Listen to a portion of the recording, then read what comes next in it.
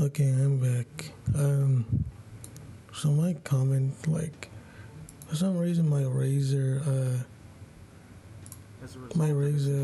microphone isn't working right now. I don't know why.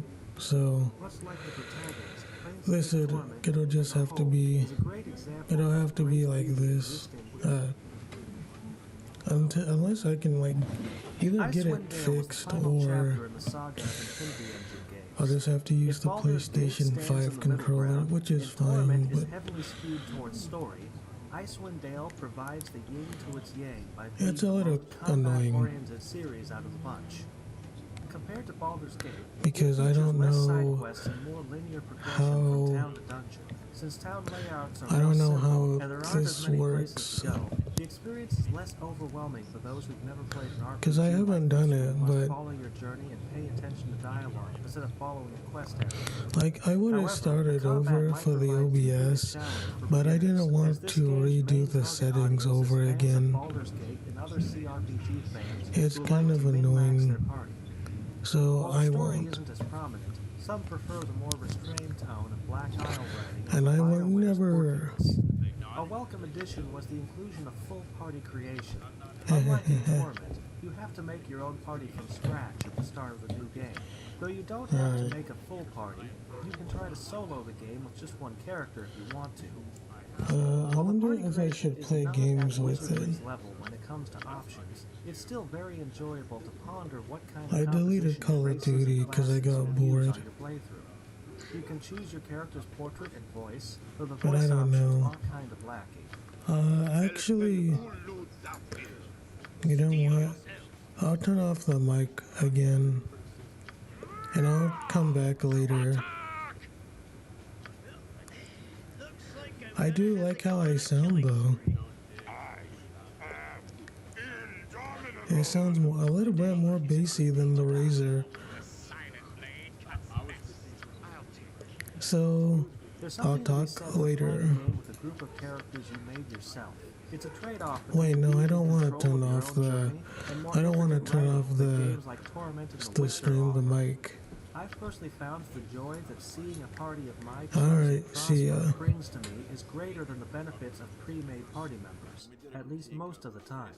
Even though your characters don't talk or have their own personalities in classic CRPGs and dungeon crawlers, I found myself more attached to them than many written characters that are trying to engage me on some emotional level. I assume that's one of the reasons why so many D&D games have alignment systems that are useless. That way players could mentally roleplay their own party dynamic, as systemizing something like that would have been unfeasible. Like the name implies, the game takes place in an Arctic region at the northwestern tip of the fictional subcontinent of Faerun. The beautiful pre-rendered backgrounds really bring this area to life. You can just feel the cold air in your breath while enjoying the frigid atmosphere from the warm comfort of your home.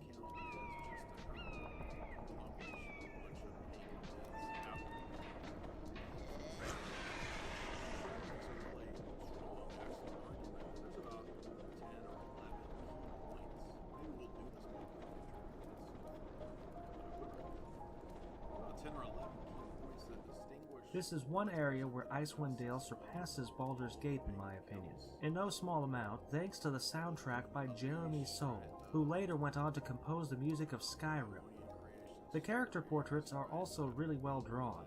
It's a visually pleasing game that feels cozy to play. After expanding the first game with 2 content packs, Black Isle released a sequel 2 years later, which ended up being the swan song for the Infinity Engine.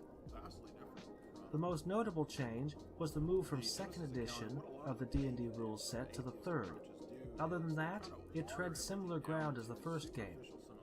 Since the engine was the most matured at this point, this is where things like background art, combat AI, and encounter design reached its peak. However, the second title is usually considered the weaker offering out of the two. Oh, and one thing that I forgot to mention is that both Icewind Dale and Baldur's Gate games include the option of playing multiplayer, but I've never tried that, so I can't comment on how it works. The game that started it all was rebooted in 2001, when Stormfront Studios put out Pool of Radiance, Ruins of Myth Draenor. They had previously worked on Gold Box games, Neverwinter Nights, and Stronghold, but from '93 onwards, they mostly developed sports games. That might have affected their ability to make good RPGs, as this game is somewhat infamous for being an extreme disappointment for longtime fans. On the outset it looks nice. It has great visuals and a seemingly feature-rich turn-based battle system, but my game is bugged, so I can't personally tell whether the resentment stems from poor design and gameplay, or just lack of testing and bugs. Either way, you rarely hear anyone talk about this game, and when you do, it's nothing positive. It's a shame, as the game is superficially similar to the Temple of Elemental Evil. Troika's Temple of Elemental Evil is an interesting title. While other Troika games had great writing and original content but uneven quality due to their ambition, Temple of Elemental Evil is the complete opposite. It has very little content for an RPG. The setting and story are as generic as it gets, and there is no interesting characters or dialogue to speak of. But the gameplay is very polished, and the combat system is one of the all-time greats among RPGs. It was designed by the Fallout creator Tim Kaine, so it's no wonder that the mechanics and system design are above average. Another notable aspect of Temple of Elemental Evil is that it is the last major turn-based CRPG that was released before the genre died for about a decade. In the same vein, it was also the last Western RPG to provide players with the freedom of full party creation, as single-character action RPGs in BioWare's JRPG-inspired style of filling the player's party with extensively written pre-made characters became the norm for the genre during the 2000s.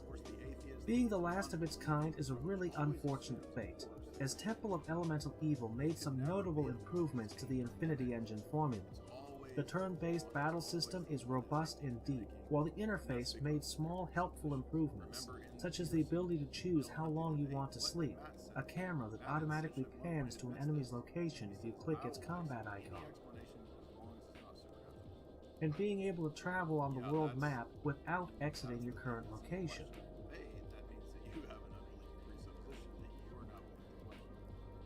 D&D players consider it to be the most faithful representation of the tabletop rules set seen in a video game, which is impressive, given that the 3.5 edition rules set that it uses was only released a few months prior. But even non-players who don't understand the rules can appreciate this game for its great combat and atmosphere.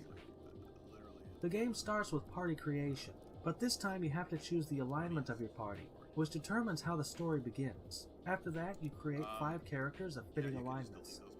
The character creation process is more extensive than in Infinity Engine titles, as this time around you can affect things like specific class specialization, height, and religion of your character.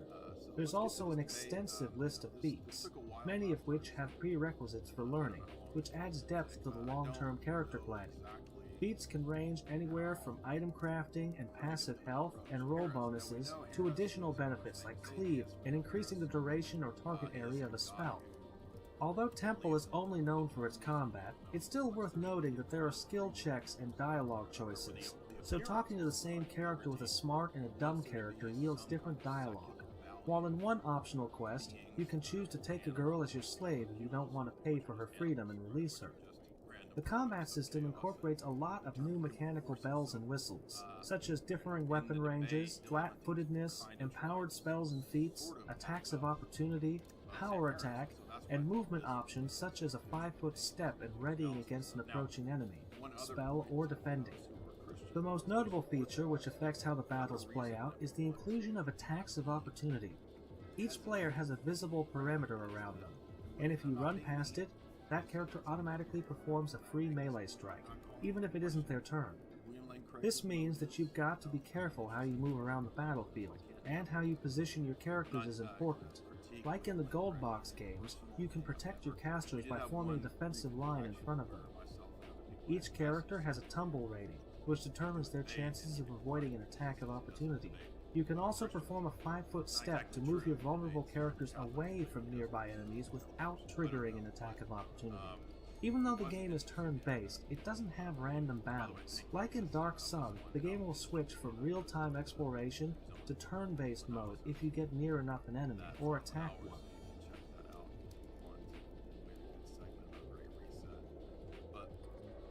After that, turns are divided based on your character's initiative ratings. On top of the screen, you can see a list of all participants in the battle and their turn order. So instead of teams taking turns beating each other up, characters will act individually. Each character has a set amount of energy to use during their turn, which is dependent on their attributes and inventory. The green bar is energy reserved for attacking, while the yellow bar is for movement. Though you can consume your green bar for non-combat actions such as accessing your inventory, stopping an unconscious party member from bleeding to death, or just moving further. While that system is deeper than in your average RPG, it's too binary. Even though there's a lot of nuances to the combat mechanics, the interface is remarkably simple to use, as right-clicking brings up a radial wheel that contains all the different spells and actions you might want to perform. While it takes some time to get used to, it's so simple that you could port this game for consoles, which definitely would not have worked with the Infinity Engine titles. There are also other features like that make the experience more beginner-friendly and intuitive in comparison, like spellcasting having clear visual indications for the area of effect. Character models are also more detailed and clearly animated, as you can expect from a newer game.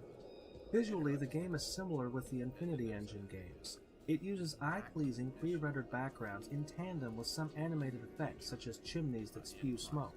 The graphics are good, but the visual design doesn't reach the same artistic heights due to its lack of memorable areas. The soundtrack by Ron Fish makes up for that. It has a very unusual but nonetheless powerful yet relaxing ambient sound. Some of these songs sound more like Blade Runner than Dungeons & Dragons.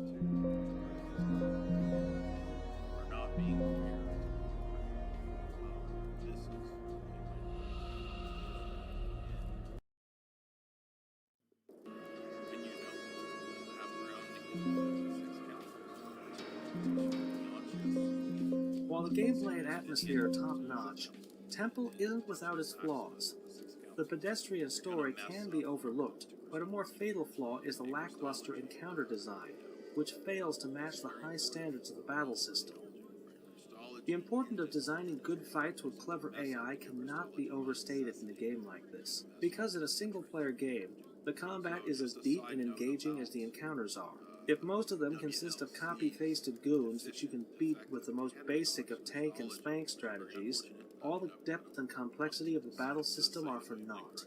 Conversely, a game like Counter-Strike can feel extremely tactical despite the limited amount of ways to interact, simply because you're playing against other people. Of course, the games aren't in any way comparable with each other. But there are many RPGs with way more simplistic encounter design out there, and you can easily get wiped out in a few turns, if you play carelessly and don't think before you act. Some of the bigger skirmishes are very enjoyable, even if they lack challenge and variety. Since the game is based on an actual D&D module, it might be a case of developers copying its encounter design too slavishly in another medium where pre-scripted AI controls monsters instead of dungeon masters who can adapt to player choices. Whatever the case may be, the inadequate encounter design prevents this game from reaching its full potential. There is a mod pack called Circle of 8 that's still being updated. I've never played it, so I can't tell whether it focuses more on adding new content or tweaking the AI and rules to make the combat more tactical. But it's worth noting that the other two tactical RPGs that have a similar dedicated mod site are Jagged Alliance 2 and Final Fantasy Tactics, which both populate the highest echelon of RPG combat systems. If you play the unmodded version, Temple also lacks content.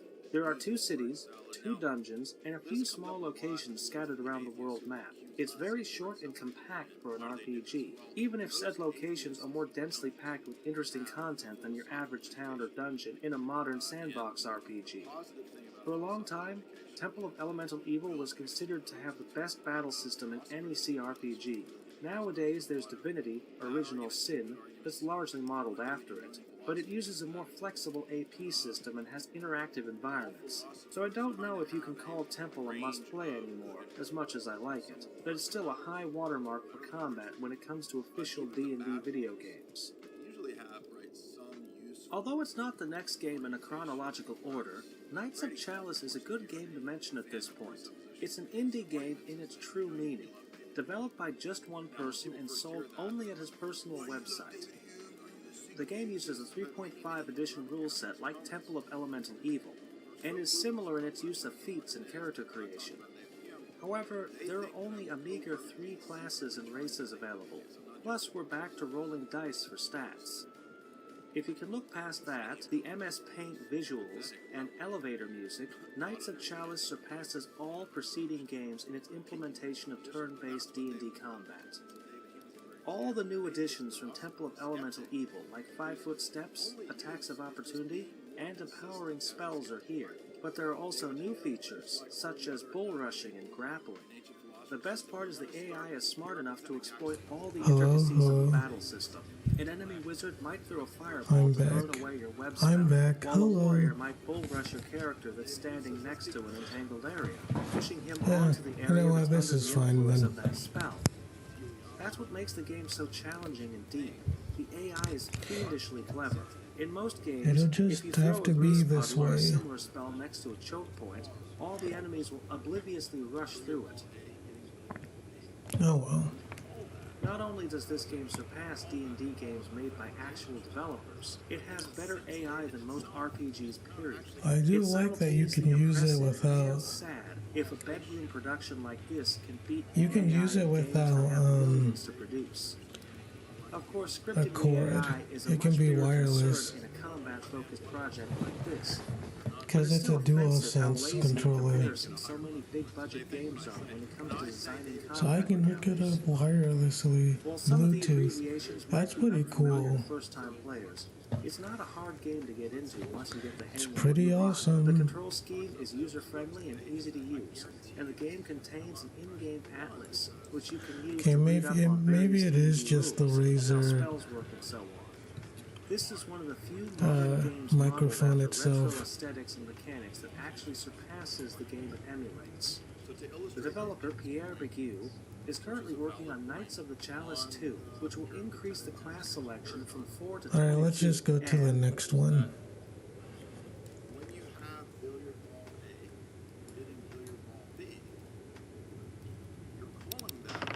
Hello and welcome to DM It All, a show where we talk about Dungeons & Dragons books and tabletop gaming history. In this episode, we'll try extra hard to live up to that premise, as we'll be analyzing the original edition of and Dungeons I & will Dragons. be gone for To do that, a though, while. we'll have to go all the way back before the first edition, before Dungeons & Dragons, and even before the concept of tabletop role-playing itself. Following that conversation, maybe you're correct, right? As a Christian, as a person who believes, let's create a regularity. Yes, I believe that God should be purpose in dealing. But I'm not asking whether I believe that's nothing in there. I'm asking about on the paradigm of The story of D&D began in the early 1970s with Gary Gygax and Chainmail, his first professionally published tabletop game. Chainmail was a miniatures war game similar to modern games such as Warhammer or Battletech, except Chainmail was created nearly a decade before either of those franchises. For those that don't know, wargaming is a hobby over a century old. The idea is to simulate large-scale battles using miniature figurines and modeled terrain. Players would compete with a customized army against another opponent. Chainmail was originally created by Jeff Parent, one of Gygax's wargaming associates at their club in Lake Geneva, Wisconsin. Gygax expanded upon Parent's rule set in wargaming newsletters and magazine articles until the product caught the attention of Guidon Games. Guidon Games was an Indiana-based wargaming company that would go on to hire Gygax for multiple projects. The company was founded in 1970, but it would only last 3 years before being shut down, with Chainmail being Guidon Games' biggest success story. While Chainmail itself focused on realistic medieval combat, the first edition also came with a 15-page supplement for more Tolkien-esque fantasy themes. This was due to Gygax's wargaming group becoming bored of their typical medieval wargames, as well as the group itself being pretty big into Lord of the Rings. Gygax himself claims he was more of a fan of sword and sorcery style fantasy, like Conan the Barbarian, but he wanted to please his friends, so a lot of very specific Tolkien references made it into the game. This fantasy... I'm saying it doesn't work in that paradigm. You see, that's a different argument. Wait a minute. I'm not saying we never learn from Sinstead. I'm not saying it never works. I'm saying it doesn't work in that system of thought. Wait a minute. There's an exit sign. Half the people who hear what we're saying, they don't even understand that we're saying that. Oh, we Critiquing the skeptic paradigm. Oh, man. And so my prediction here is that we're going to get one, Classic, dude. the Sam Harris skeptic side of things. Ooh, man. And I'm going to use David Hume to say, and I don't even know Supplement where was it's going to go. basically a Tolkien ripoff, but it helped generate a lot of ideas that would become synonymous with Sam, D&D did in you read that, particular. Hume? For example, the Because dragons he was a more introduced in consistent Chainmail skeptic. can be directly You wanted to compared be to the rational. modern chromatic D&D dragons. Trolls are also far more similar to their durable D&D counterparts, rather than the ogre-like trolls from The Lord of the Rings. The Chainmail trolls were instead based off of the much more fearsome trolls from Paul Anderson's Three Hearts and Three Lions. I'm going to use This novel would also serve to inspire D&D's alignment system and the Paladin class. Stronger human units known as heroes and superheroes were specifically introduced for this fantasy supplement, as player armies needed these stronger fighters to even stand a chance against trolls and dragons. Leveling up as a concept was not present, but these hero and superhero units would eventually become the power tiers for D&D's original combat system. Characters would essentially start out as random infantrymen and level up into heroes and superheroes over time. Perhaps the most significant connection between Chainmail and D&D is the Wizard unit. Many of the iconic wizard spells first showed up in the supplement of all places. Some major examples included Haste, Protection from Evil, Polymorph, and Anti-Magic Shell. Many of these spells function similar to the iconic D&D versions too, with Lightning Bolt firing in a straight line, while Fireball had a circular area of effect. There were 16 unique spells altogether, and 2 options for missile abilities, making this the most involved unit of the entire supplement. There were even 6 tiers of the wizard class, with sorcerers and warlocks serving as weaker versions with less spell power. D&D's other co-creator, Dave Arneson, was a wargaming fan from the University of Minnesota. Arneson met Gygax in 1969 at the Gen Con Gaming Convention, a convention founded by Gygax himself. The pair go on to work together on a naval war game for Guidon Games, titled Don't Give Up the Ship. Parallel to this, Arneson was also developing a Napoleonic wargame with his friend David Wesley. The game, called Braunstein, was an experiment by Wesley to add more players to the war games at the time that usually included just 2 players and 1 referee. This was done by Wesley introducing more roles outside of just the military commanders.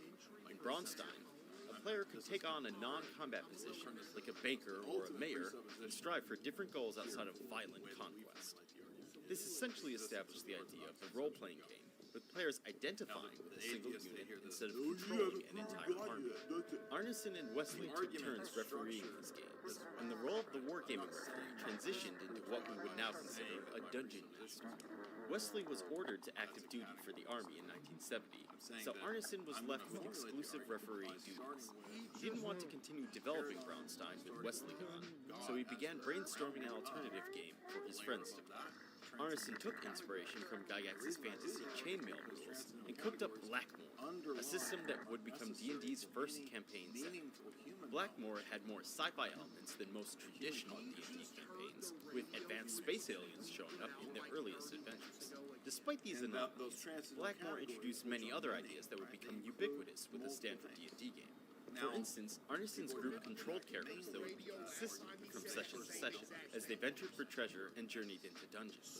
Arneson also strayed from the chainmail rules, creating new ideas such as hit points and character levels. In 1972, Arneson and Blackmoor player David McGarry met with Gary Gygax to pitch McGarry's board game.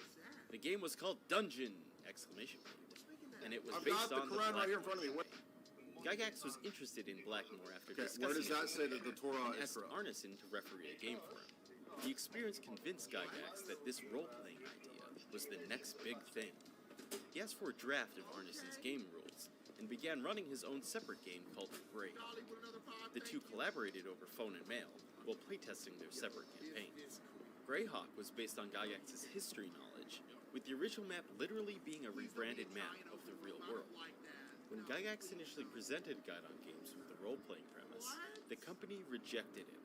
But Gygax would not be deterred. Spurred on by his belief in the appeal of role-playing, as well as his fear that competitors would soon come up with a similar product, he decided to publish his idea on his own, without Guidon Games. Thus, Gygax and his associates created a new company, Tactical Studies Rules, aka TSR.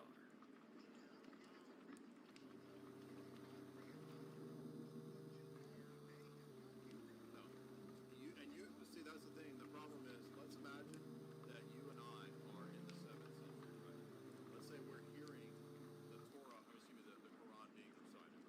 D&D was officially released in 1974. Often called the White Box, the very first version was released in a wood-grain box. The literal white boxes that came later have the same contents, though. These contents included 3 short 30 to 40 page booklets. One booklet for player information, one for monsters and treasures, and one for adventure building. You can see how much of an amateur company TSR was within these pages, especially in the art. The art of original D&D was the equivalent of the doodles you might find in the margins of a teenager's biology novel. Bad anatomy, needless nudity, and blatant tracing from comic book art. Specifically, tracings of Doctor Strange and Nick Fury from the 60s Strange Tales comic series.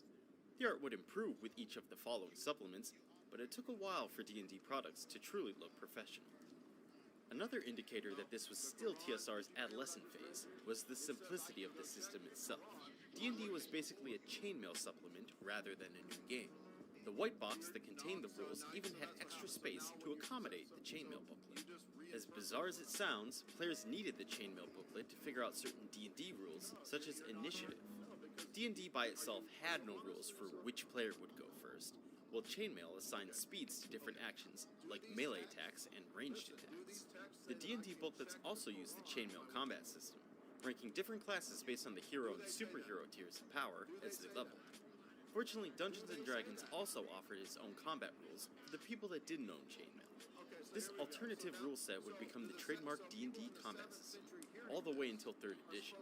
It essentially involved looking up an attack table for your class, and seeing what you needed to roll in order to hit every possible armor class. When your dice roll matched an opponent's armor class, it counted as a hit, and then you rolled for damage. Later editions introduced a shortcut called THACO, an acronym for to hit armor class 0. Basically, you would write down what you needed in order to hit the maximum armor class, instead of constantly referring back to your character's attack table. After all, if you know you can hit armor class 0, it logically follows that you would be able to hit any armor class above it, like 1, 5, or 8. If you find yourself wondering, wait, isn't it easier to hit an AC of 0 than an AC of 8? Realize that equipping better armor back then actually gave characters a lower armor class. This seemingly inverted system meant that you had to have high attack rolls to hit low armor classes. This was not the easiest system to explain to newbies, which is why it was eventually phased out. The White Box had only 3 classes to start with. One of these was the Fighting Man, the prototype for the future fighter. The Fighting Man was a pretty self-explanatory class, since all it really did was fight. Their only class feature was access to the best weapons, armor, and attack bonuses. The Magic User was on the other end of the spectrum, being a poor fighter but having access to a wide array of versatile spells. These characters started off incredibly weak though, as they could not use armor. They also started off with only 1 spell at level 1, so their utility was strictly limited early on. Magic users that survived the first few levels would grow into the most powerful party members, so it was in the party's best interest to protect and babysit them. The Cleric was the 3rd class, and it was kind of a balance between the 2 extremes. Pretty good at fighting and magic, but excelling at neither. The Cleric as a fighter could use most of the equipment except for edged weapons, which meant no swords, spears, or even arrows. Being stuck with maces was also a big drawback in and of itself, as magic blades were the best and most commonly found magic weapons in D&D. Clerics as magic users had access to spells, but these spells functioned differently. The magic user relied on book learning for his magic, while the cleric was empowered by his faith to a divine entity. Because of this, clerics had a smaller variety of spells, and they gained them way slower, to the point that clerics had no spellcasting whatsoever at level 1. Despite the different lore and progression though, clerics and magic users subscribed to the same spell mechanics. They could only cast a certain number of prepared spells per day, based on their level. Once a spell was cast, it was forgotten until it was prepared again for the next day. This is often called Vancian magic, based on the Dying Earth novel series by Jack Vance. Oddly, despite how much other RPGs have taken from D&D's history, Vancian magic never really caught on outside of D&D. Odder still perhaps, is that it's a system that survives to this day. We should also note that clerics are more of a general support role back then, rather than the skirmishing healer they play today. They of course had healing spells, but those scaled pretty poorly and were mostly for use outside of battle. The cleric's purpose was to supplement the other classes' abilities without outshining them. There is one unique thing they excelled at though, their ability to force undead to flee in terror.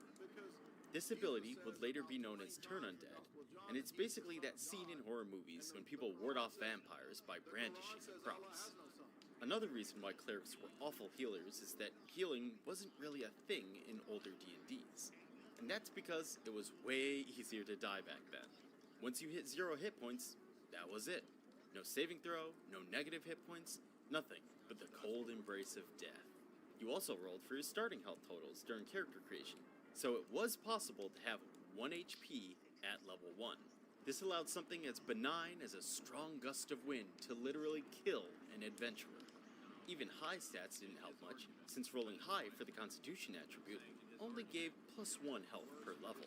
And even if you think that's better than nothing, getting high Constitution was never a guarantee because you had to roll 3d6 to determine each of your attributes in order. This meant that you had to roll all your character's stats first before you could determine which class might be a good fit afterward. So, good luck playing that mage with 4 intelligence. Fortunately, stats in original D&D didn't determine as much as they do compared to future editions. Though they didn't provide a big bonus, they also weren't as big a detriment. For the most part, stats just determined how fast characters leveled in their classes. A fighting man with high strength leveled faster than one with low strength. Magic users leveled faster based on their intelligence, and clerics leveled faster based on their wisdom. Asymmetrical leveling may seem strange nowadays, but leveling differences were an important part of class balance. Consider that each of the classes didn't even have the same amount of possible levels as each other. Clerics had a max level of 8, while magic users had a max level of 11. But clerics leveled faster to make up for their class being weaker in the long run. Players could theoretically go beyond the supposed max levels, but they got fewer new toys past the ranks that were listed in the rulebook. In addition to classes, players were also given the option to make their character a human or one of 3 fantasy races. But we should note that old school D&D was very human-centric, and Tolkien races were not really allowed to deviate from their traditional portrayals due to the strict character creation rules. Elves had to feel like classic fantasy elves, and the same went for dwarves and hobbits. So no parties made up of dwarf wizards or half-orc paladins like you might get today. Non-humans could not reach the max level in any of the classes, and they were banned from most classes outright. Fighting Man was the one class everyone could reliably access, and only humans could become clerics. The fantasy races did get racial abilities to make up for these limitations, making them more powerful early on compared to their human counterparts. This echoes the old fantasy idea of humans being generally weaker than the other races, but having the most potential. Dwarves could only become fighting men, and they could only reach Fighting Man level 6. In exchange for this handicap, dwarves got higher magic resistance, the ability to detect traps, the ability to detect certain architectural constructions, and more language options. Elves, on the other hand, could dual class as fighting men and magic users. We should note that dual classing is not the same as multi-classing in modern D&D. What elves could do is essentially switch between the 2 classes in between adventures, and they could also use armor, even when playing as a magic user. Elves could only reach 4th level fighting man and 8th level magic user, but being able to cast spells in armor made it one of the stronger builds. On top of this, elves were also better at spotting secret doors than the other races, gained more language options, and were immune to the paralysis of a ghoul's touch. To put it simply, elves were awesome. Hobbits, on the other hand, sucked. They were capped at level 4 and could only be fighting men. Their sole advantage was their magic resistance, a trait that the dwarves also got, making them just shoddier, crappier dwarves. Gary Gygax claimed not to have been a fan of The Lord of the Rings, and his treatment of hobbits and the other fantasy races might be evidence of that. His disinterest in Tolkien was probably exacerbated when Tolkien's estate sent him a cease and desist letter in 1976. This letter caused TSR to change the name of numerous D&D monsters, which is why hobbits in D&D are now called halflings. That covers most of the material in the player-relevant booklet titled Men and Magic. At the end of the booklet is the spell sections. A lot of the iconic spells were present from the start, but the omissions of certain modern staples led to some widely different gameplay. For instance, magic users without Featherfall had to be more wary of heights, and clerics had to wait until level 6 to get an improvement on their first healing spell. Booklet 2 was Monsters and Treasure, and the contents are pretty self-explanatory. Monster stats in Booklet 2 were simple enough to fit on 2 large tables. Each creature was only given a short paragraph after that for any additional detail. The variety of monsters was expanded from chainmail to include ooze creatures and more mythical beasts, such as unicorns and medusas. The monster table didn't just list the stats and special abilities, but also the number of monsters that would appear during a random encounter, and the type of treasure they carried. Treasure in particular was a crucial component of old-school D&D for one important reason. Acquiring it was the best way to gain experience. This may seem weird conceptually, but it made sense from a mechanical standpoint. Combat was so deadly back then that players were often incentivized to avoid it. An ideal scenario would be to swipe a monster's treasure right under its nose without having to fight it at all. Wandering monsters, aka random encounters, were the most important aspect of this idea, since they gave almost no benefit to the players. Their primary purpose was to punish players for milling around too long in hostile territory. To get any reward for killing monsters, players had to track down the creature's lair. That's where all the good stuff would be. This experience system encouraged the party to explore, rather than just assault every monster they encountered. It's also worth noting random encounters back then were not supposed to be balanced, at least not the ones on the world map. Out there, players could run into literally anything. First level characters had a chance to walk outside, unexpectedly stumble into a dragon, and then get incinerated immediately. New adventurers therefore had to play smart and evade these encounters as much as possible, which is why rules for combat evasion were detailed in the third booklet, titled The Underworld and Wilderness Adventures. This booklet detailed what would nowadays be considered Dungeon Master's Guide material for world building and running the game. Another major feature of old school D&D that helped players was morale. All non-player characters in unnerving situations had to roll for morale to see if they flee or not. Wimpier foes would surrender more easily, and only certain opponents would fight to the death against all odds. Enemies spotted in a random encounter also didn't necessarily attack on sight either, as they would be given a reaction roll to see how they responded to the party. Like we mentioned before, combat was deadly, and even NPCs weren't eager to die in a pointless fight.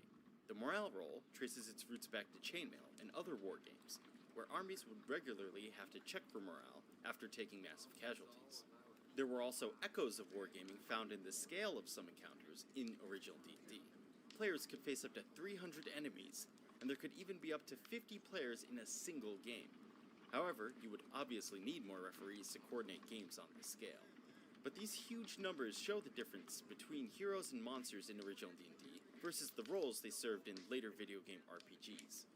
Older video games were generally more restrictive due to the limited memory space for party sizes, so individual characters were made stronger to compensate. Each one felt like a hero right off the bat, and these early video games set the standard for RPG heroes going forward.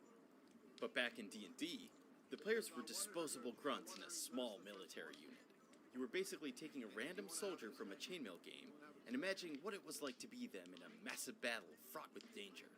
Characters had a chance to ascend to greatness, but most of them did not. I asked her to address the first point, and she didn't. That means you lose. Yeah, so you have ad hominem. Do you have any arguments?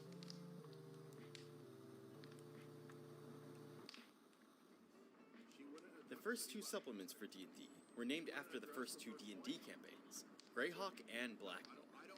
Despite the names, though, neither supplement gave much detail to their respective campaign worlds. Instead, these books served to expand the basic rules, especially in regards to the Greyhawk supplement. Thanks to this booklet, magic users and clerics had their max level caps get doubled from the original game. Both classes got a ton of new spells to go along with this change, including some notoriously game-breaking spells, like Wish and Permanent Dispel. Fighting men, on the other hand, got bupkis. On the bright side, though, the importance of stats was expanded in this booklet.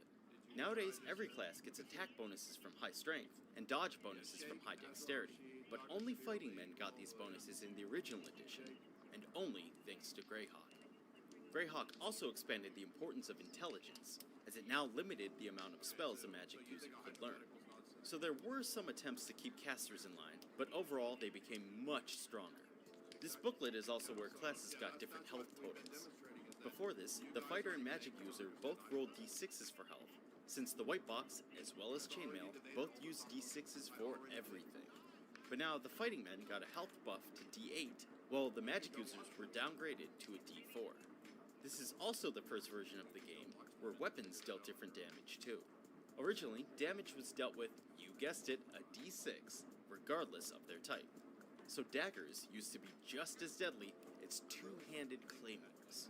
It's also worth noting that this is the first book to generally refer to fighting men as fighters instead, which is a huge buff for this class since fighting man is a dumb name. The D&D races also got expanded a little bit. Half-elves were introduced for the first time, and they were a somewhat better version of the elf. They got the elf bonus languages and bonuses to spotting secret doors, while also being able to progress further in the fighting and magic classes. They could even mix in up to 4 cleric levels too. The biggest addition for the fantasy races, though, was the addition of one of 2 new classes, the Thief class. Like the cleric, the Thief was another midway point between the fighter and the magic user, but it was a different style of support class. The Thief was focused around skills instead of support spells, although they started off being extremely bad at those skills. In fact, it took the Thief until level 6 to get a 50% chance in accomplishing any of its iconic abilities, like opening locks or moving silently. The Thief was a terrible fighter too, since they had as much health as the fragile magic user, and could only equip leather armor. Even sneak attacks were harder to pull off back then, since not only were they backstabs, but they had to be literal stabs in the back. So although the Thief was a pretty bad class, it was a huge boon to the fantasy races. Not only did non-humans get bonuses to Thief skills, but it was the first class to not give them a strict max level. This was especially important for the Hobbit, Halfling, don't sue, since the Thief class allowed them to finally progress past level 4. Finally, the worst race could now mainline the worst class, which, jokes aside, is at least kind of appropriate, considering that Bilbo Baggins was the burglar of his adventuring. The Paladin was the other class introduced in this supplement, and it was way more exclusionary than the Universal Thief. In fact, it was the first class to have stat requirements. Players who rolled higher on their stats could now play strictly better classes, which only served to widen the gap between players. But at least it made the existence of a Paladin in the party lineup feel like a big deal. For the Paladin, players needed to roll almost the maximum amount of charisma possible. They were also required to follow a strict code of honor that demanded they give their treasure to the poor and always perform lawful deeds. Failing to follow this code revoked the Paladin status and turned the character into a normal fighter. In exchange for following this code, Paladins could heal others a little bit and cure diseases once per day. They were immune to diseases themselves and had access to better saving throws. They were also granted a super intelligent warhorse that they could use as a mount. At higher levels, Paladins could detect and dispel evil at will. So although the requirements were steep, the indomitable strength the Paladin brought was worth the cost. The main additions from the Blackmoor supplement were the Assassin and Monk classes. In a nutshell, these were both human-only variants on the Thief. The Monk had the strictest stat requirements out of any class at the time, and it became absurdly powerful at high levels. The trade-off to this was that the Monk was pathetically fragile at the start. Check out our Monk video to learn more about the Monk's legacy as arguably the worst class in D&D history. The Assassin had much less demanding stat requirements than the Monk, but it was only allowed in campaigns based on DM discretion. This class sacrificed 2 levels of their Thief skills for the ability to use insta-death poisons and almost perfect disguises. They also had more health than the Thief and could use shields, making them somewhat beefier in combat. Supplementing the Assassin was an assassination table, presumably used to determine the odds of completing an assassination mission. The table's purpose isn't really clarified, but the book describes how assassins can gain extra experience by carrying out contract killings on the side. We mention it because a low-level assassin has a 75% chance of outright killing an opponent of equal level.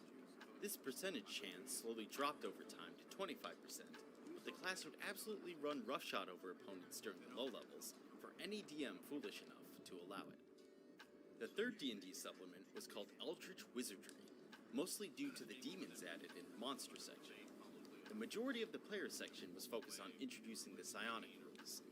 Fans hated this addition lore-wise, since it meant moving away from traditional fantasy and more towards science fiction, with characters possessing latent psionic abilities outside of magic.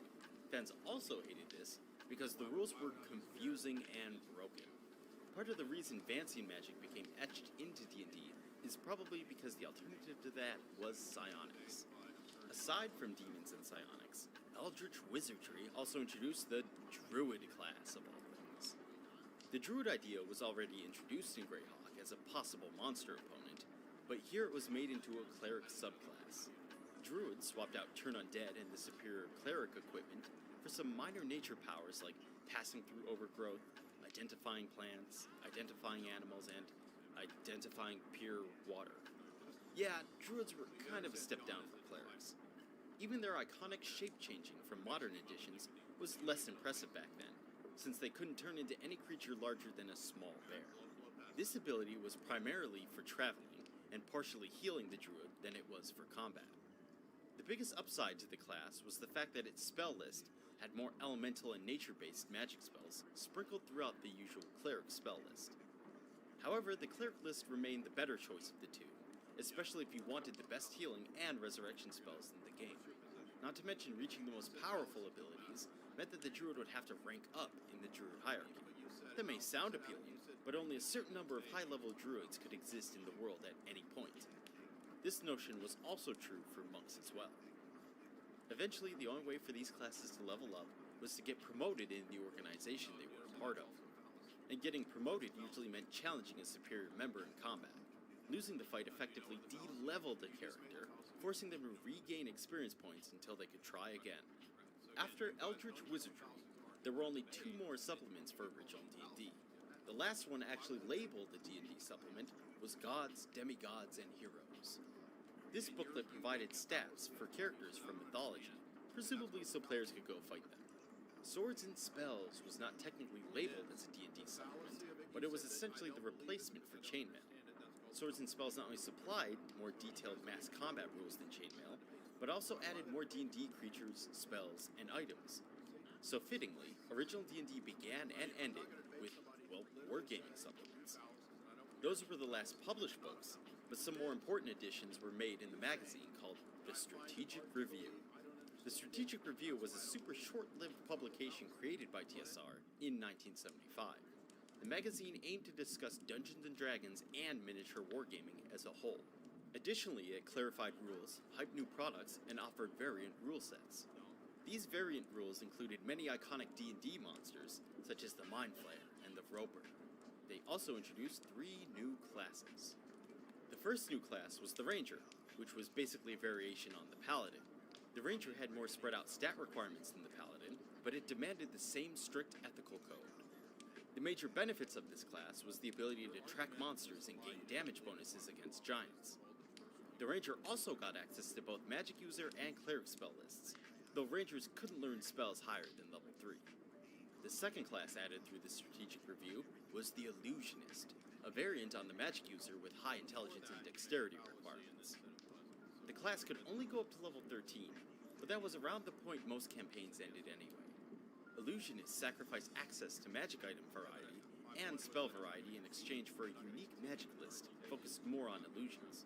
Some of these spells were pretty powerful and flavorful, such as the ability to turn deceased characters into specters, or the ability to summon shadow reflections of real monsters. One spell, dubbed Shadow Magic, could partially replicate the effects of various offensive magic user abilities, such as Lightning Bolt and Wall of Fire. Shadow Magic could also perfectly replicate the effects of those spells if the victim believed the illusionist was actually casting the mimicked magic. Spells like this led to the Illusionist becoming the hardest class to adjudicate for Dungeon Masters. The Illusionist and Illusion Magic as a whole could become broken strong if the Dungeon Master didn't make sufficiently skeptical NPCs. The third class added through the Strategic Review was the Bard. The Bard was essentially a mix of different Bard concepts from history, from Celtic Druids to French minstrels. This mishmash ultimately led to a jack-of-all-trades concept. Bards could equip any weapon and use chainmail armor, making them sturdier than the Thief in combat. Speaking of the Thief, Bards also got access to Thief skills at 1/2 the effectiveness, and unlike Thieves, Bards got access to magic user spells up to level 7. This was all on top of their Bard features. Bardic lore, for instance, gave them a % chance to know information on almost anything. Bards could also replicate other magical effects using music. bards at high levels got access to a confusion song, a fear song, and a minor healing song. Not only that, but bards could deploy a charm person effect with their music too. This effect was based on a percent chance derived from the bard's level, and the level of the opponent he was attempting to charm. The mechanics and penalties involved with this effect alone are longer than the descriptions of most classes from this era. The bard as a whole was probably the strongest and most complicated class available in original D&D, which is probably why this was the only strategic review class to not become a base class when Advanced Dungeons & Dragons was released. It was instead added to the appendix and reworked into something players would have to earn over time by playing a fighter, thief, druid hybrid. The strategic review was eventually cancelled after only 7 issues in 1976. It was replaced with a new magazine called Dragon that focused exclusively on role-playing games. TSR tried to keep its wargaming articles alive with another short-lived magazine called Little Wars, but it became clear that D&D was the company's biggest asset by a mile. Technically, some of the early Dragon articles count as original D&D, since Advanced D&D was just starting to come out around this time. But none of these niche, last-minute editions were impactful enough to make it into the Advanced Edition or a lot of later editions.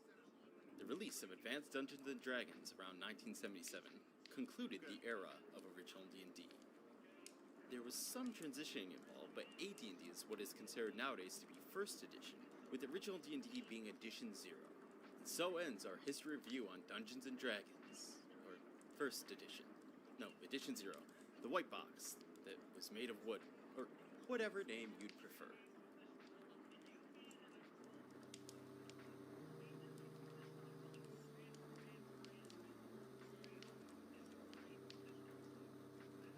Panpsyism isn't the word.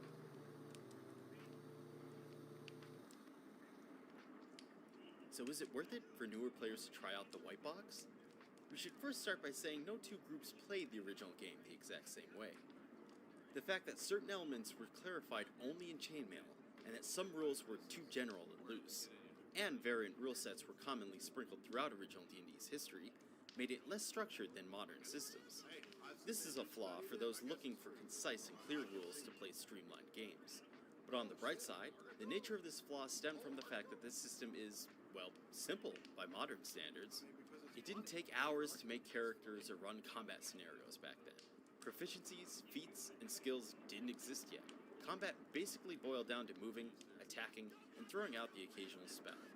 Certain monsters would mix up this format a bit, but even those would have only 1 or 2 special abilities to worry about. The downside to this simplicity is that the rules were so simple that you often found yourself begging for more detail at times. Original D&D is probably profoundly confusing for someone not familiar with D&D terms, mechanics, and conventions. These booklets aren't really teaching tools, and their arrangement was often haphazard. It was very easy to overlook a rule, especially since that rule would likely only be mentioned once and not always in the most obvious place. The fact that these books are so small prevented this from being a crippling flaw, but nevertheless, you still needed a somewhat experienced player at the table to explain how the game flowed.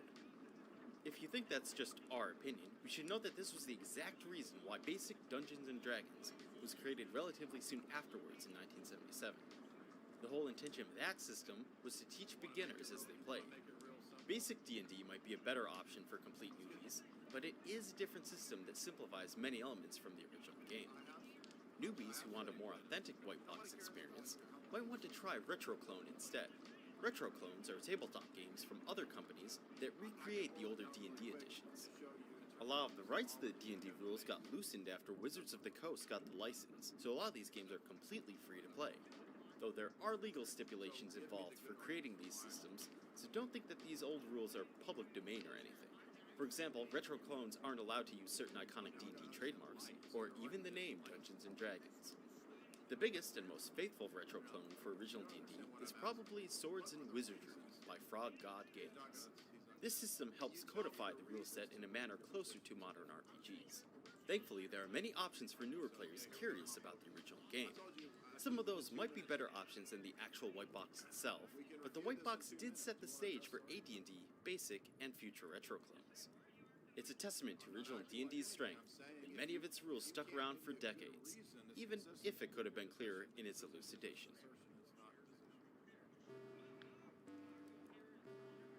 What is the reason?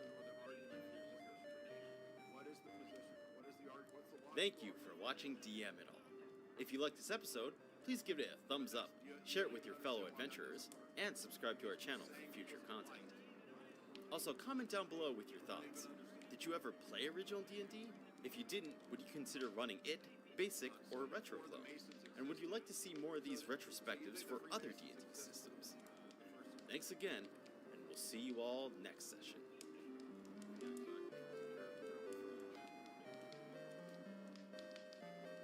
It's amazing how many people just literally don't even know what it means to give an account for the position. And especially the boomer crowd, they just love to. It's like a machine gun. Just vomit and search. Vomit and search. Okay, why should I believe that? Another vomit and search.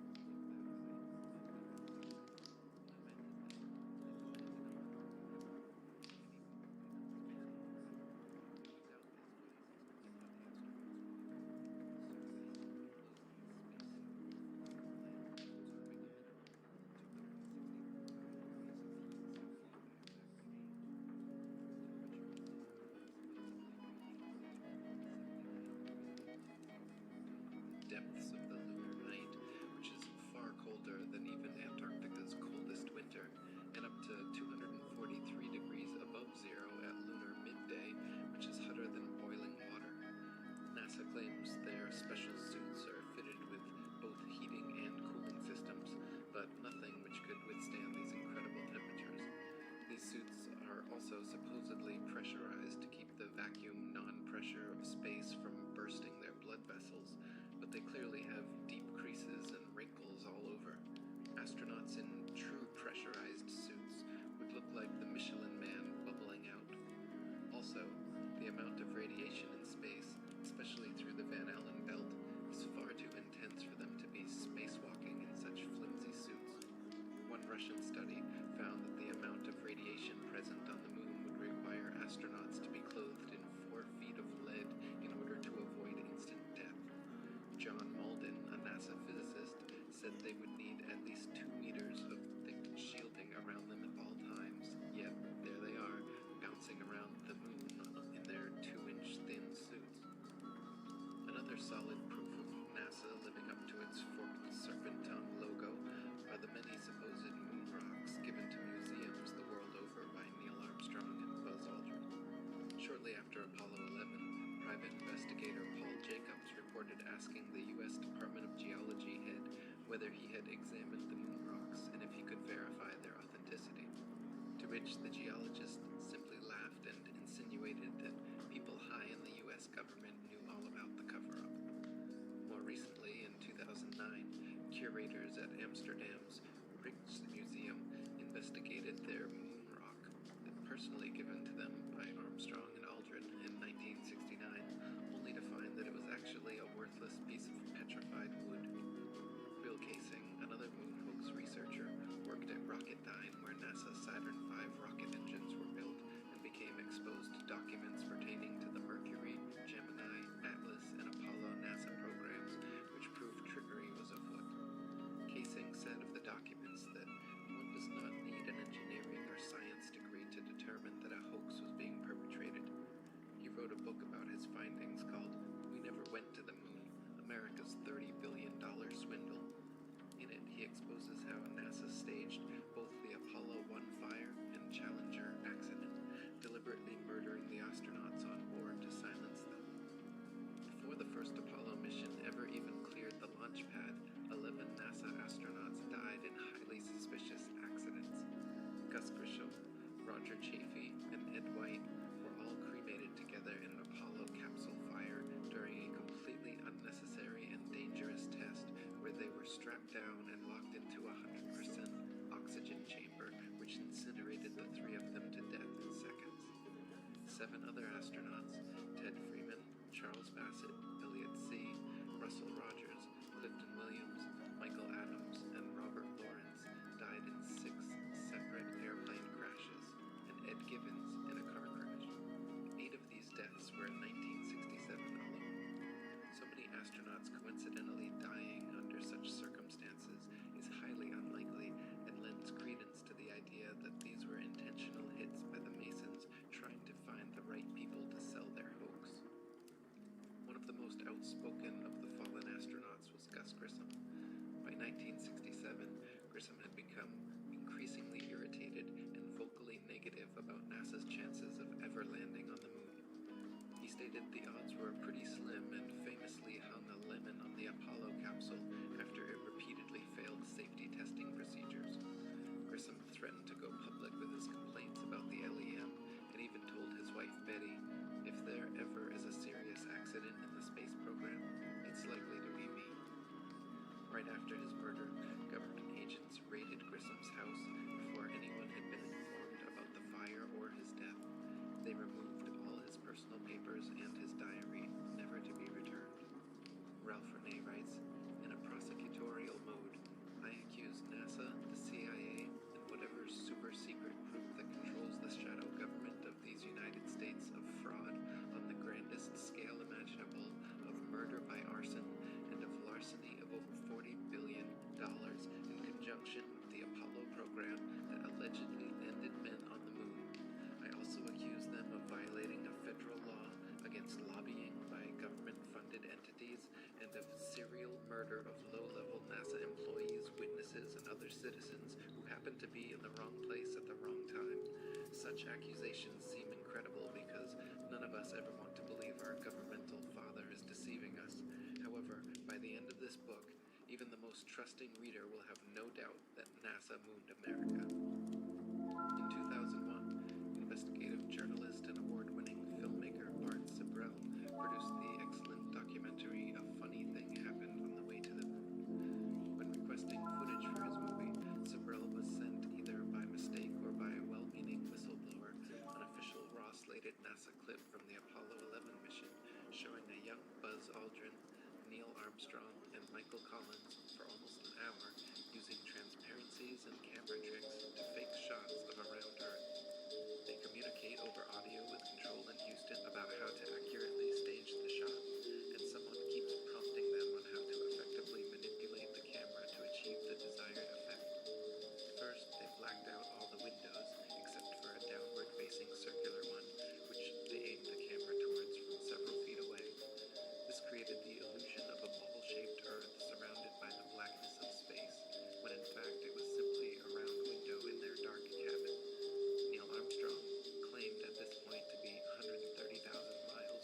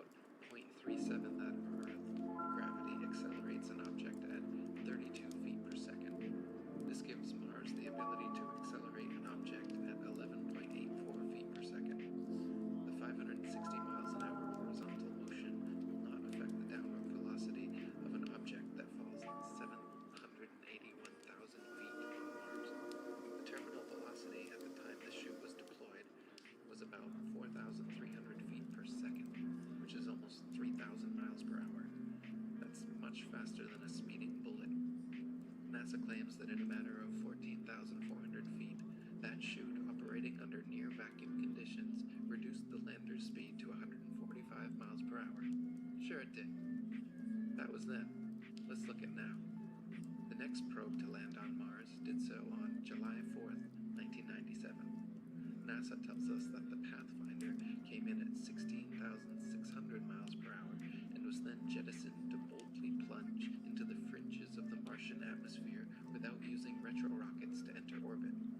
As usual, there were two different histories given by NASA. The first states that by some miracle during the next minute its speed was reduced to 1,000 miles per hour. The second states that it was jettisoned at 5,300 miles and its speed was reduced in 30 minutes while it fell to 80 miles.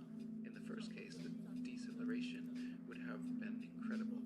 However, in the second case, the Pathfinder would be at the 80-mile high place, still doing 4,280 miles per hour.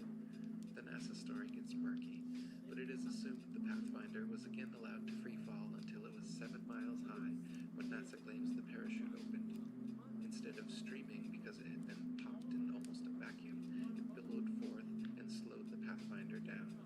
When it was 1 mile up, it dropped the chute, blew up the airbag, and fired retro rockets, reducing its speed to 23 miles per hour. Then the airbag hit the ground and bounced either 3 times or 16 times, depending on which official NASA story you believe. MX News on June 3, 2008, featured a picture given to them by NASA of the Phoenix's first dig into Martian soil. But on June 6, 2008, 3 days later, the London Daily Telegraph reported from NASA that another communications glitch stopped NASA's Phoenix lander from making its first dig into Martian soil. How could they give the photo to MX News if they had yet to make their first dig? And why can they never keep their stories straight? Then, Mars Phoenix lander's robotic arm photographed image 89,666,2759, taken at 14:39:37 LST, and image 89,666,2868 at 14:41:23 LST, only 2 minutes and 46 seconds later. In the first image, there is a fallen loose screw visible by the leg, which disappears before the second photo is taken. NASA themselves claimed the robot arm did not touch Martian soil until the next day, so they cannot claim to have moved it themselves, and the topical arrangement of sand and rocks remains exactly the same, so it cannot be explained by strong winds. Thus the question remains, who picked up the screw? More than likely, an observant and well-meaning stagehand picked it up between shots. Jera White, a diligent Mars hoax researcher, also noticed that the Columbia commemorative plaque attached to the Spirit rover on Mars photos and videos is not the same one pictured on Earth seconds before launch. This is blatant proof that photo trickery is going on with these Mars missions. Several photography experts have even mentioned how Mars looks exactly like Arizona or parts of the Australian outback desert, and it appears NASA simply added a red tint to the atmosphere in post-production. By using the auto levels tool in Photoshop, even NASA Mars photographs lose their red tint, however, and look exactly like the Earth. Adolf Hitler said, "In the big lie there is always a certain force of credibility, because the broad masses of a nation are always more easily corrupted in the deeper strata of their emotional nature than consciously or voluntarily, and thus in the primitive simplicity of their minds they more readily fall victims to the big lie than the small lie, since they themselves often tell small lies in little matters, but would be ashamed to resort to large-scale falsehoods. It would never come into their heads to fabricate colossal untruths, and they would not believe that others could have the impudence to distort the truth so infamously. Even though the facts which prove this to be so may be brought clearly to their minds, they will still doubt and waver and will continue to think that there may be some other explanation. For the grossly impudent lie always leaves traces behind it, even after it has been nailed down, a fact which is known to all expert liars in this world, and to all who conspire together in the art of lying." And Ralph Renee says, "Since 1973, over 1 billion children all over the world have grown into adults. They've been taught to believe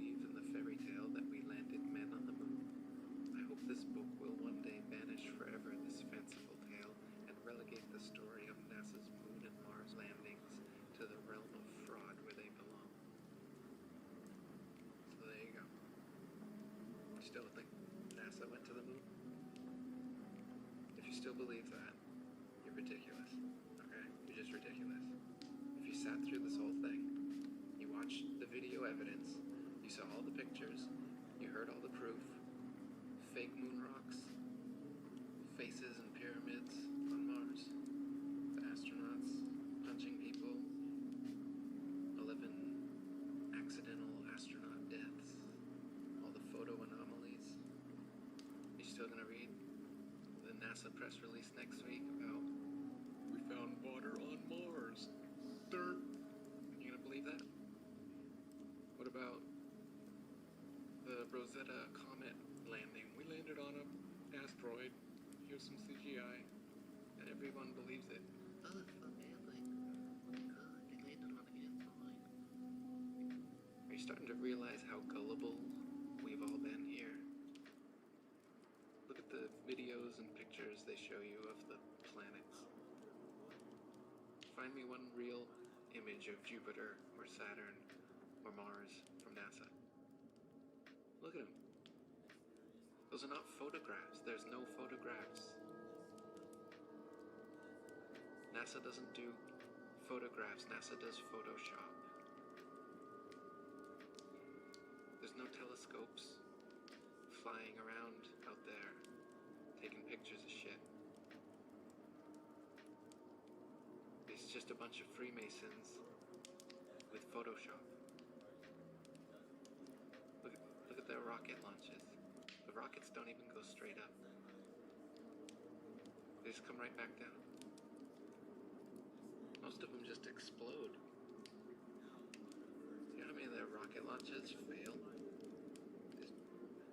They have no idea what they're doing. They want you to think that they went to the moon and back over and over again 45 years ago and then never go back again. That makes a lot of sense. Look at all those pictures again. It's fake. It's so fake.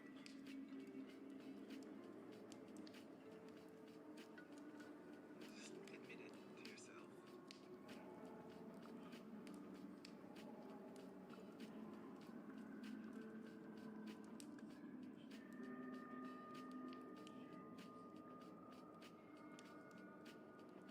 On the ways of the world and all this, like none of that had any it didn't grant any advantage to whether or not the argument was fallacious, whether or not what was being argued was true or false. They do act worse. So it may. So it's like the constant frustration that I experience is that we're talking about stuff that are.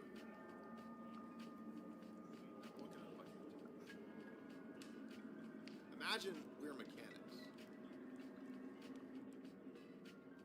and we know everything about the structure and makeup of a car. We know all the parts, how they go together. This thing over here, this runs this thing. This lubricates this other thing to make this thing go, to make this thing go, and it's just like a super complex, mobile computer that rolls down the road, and we know all about it, right?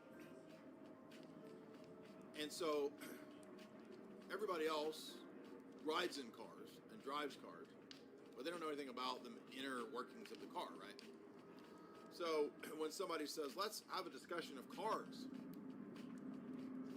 by the car, I don't mean this in some arrogant way, like the car is God and I know everything about God. That's not what I'm saying. I'm saying the domain of laws of thought and argumentation and debate. That's what I'm talking about. And metaphysics and the basics of philosophy, right?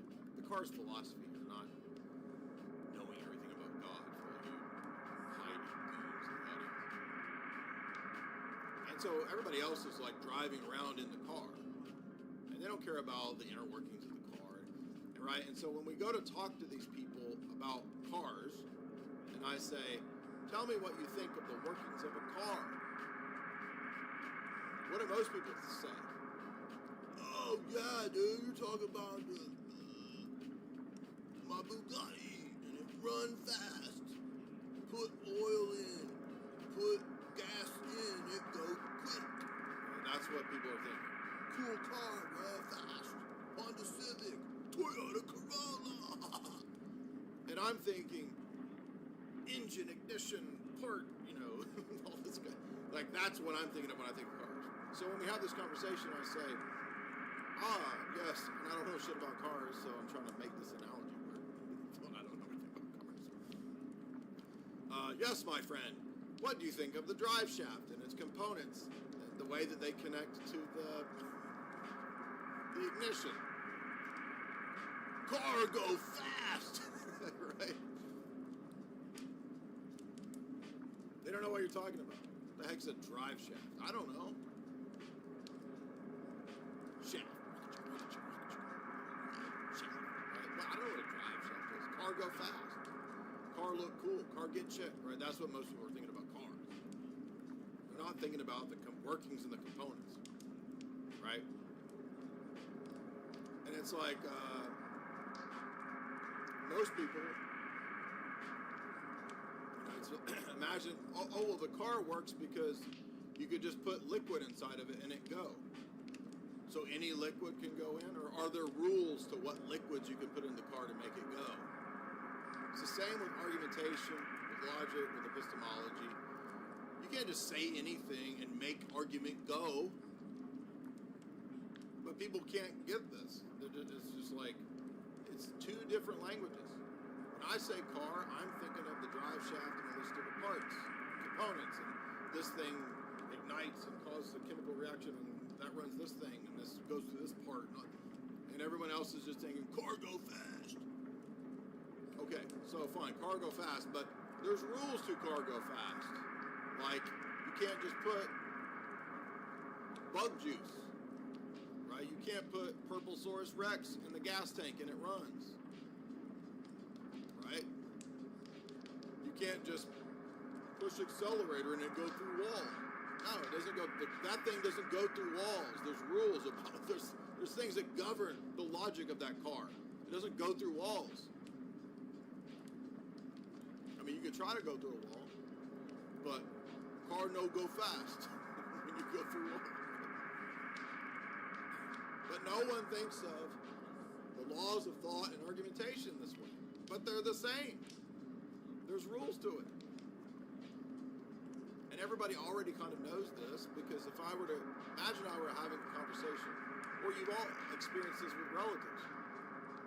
You're at the Thanksgiving turkey dinner, and you're violating all the rules of propriety and wisdom and arguing with your pervert uncle about whether or not there's conspiracies. You think 9/11 is an inside job? I ought to take your ass to the strip club and set you straight, boy. You dumb. Right? Does your uncle know the laws of argumentation and logic? Of course not. And what does he say? Your uncle, drunk uncle says, 9/11 ain't an inside job, because that don't feel right to me.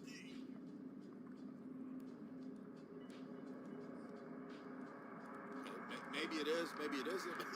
But how it feels to you, Uncle Jimmy, don't mean nothing. Doesn't mean squat, dude. It's a dumb argument.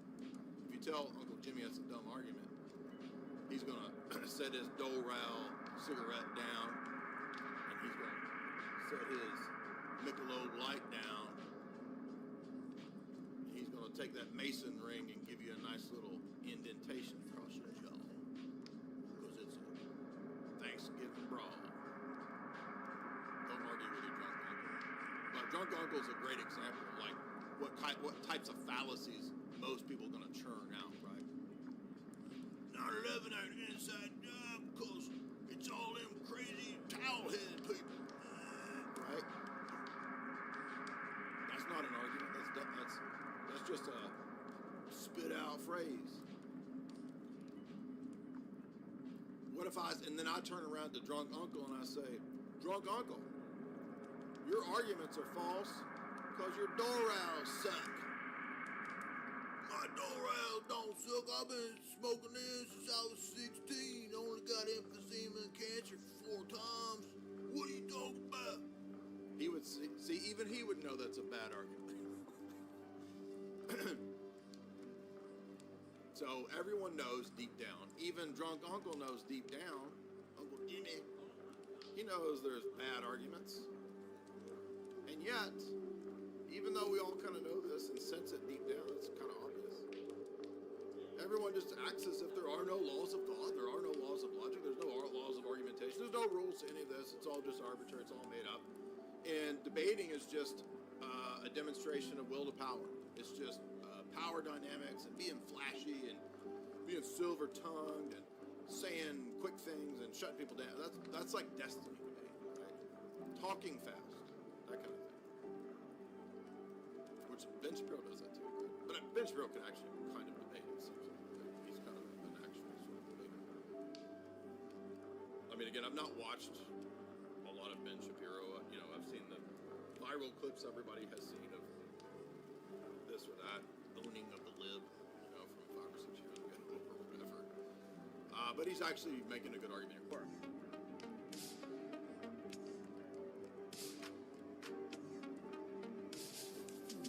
Divinity raises the humanity of Christ through theosis, and that's exactly what we experience as well.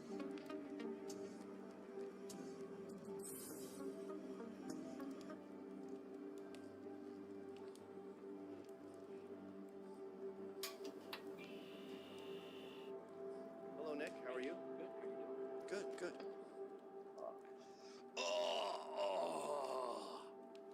So, I have so much to talk to you about. We have limited time. I guess we should get the Jews out of the way, because I agree with you on pretty much everything, but I'm a Jewophile. Zionist, love them. Does that like churn in your gut when I say that? No, I really. love Jews. Okay, that's Who was that guy? Cody Derbyshire? I haven't checked in on Chestnut Couch Face. What the fuck's his name? I don't know. He's a groyper. He tried to get on this network. Cody Chestnut? Cody Chestnut. What's his? Oh, Pine Sap. Is that here? No, not that. No. This is long, long ago.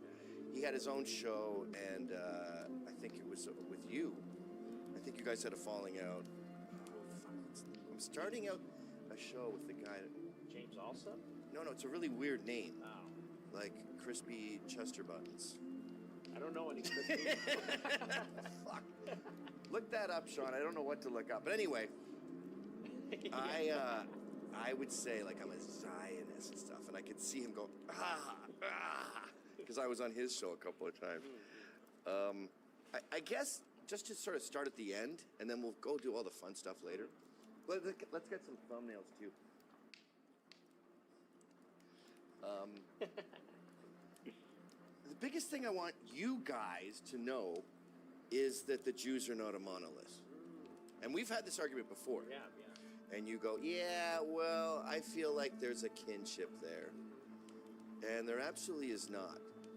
Like, my family is kind of Catholic, Irish, Scottish, and they fucking hate the English. And the fact that I was born in England was just like, it was like I was gay or retarded. Like, they still love me, but there's this horrible thing that happened.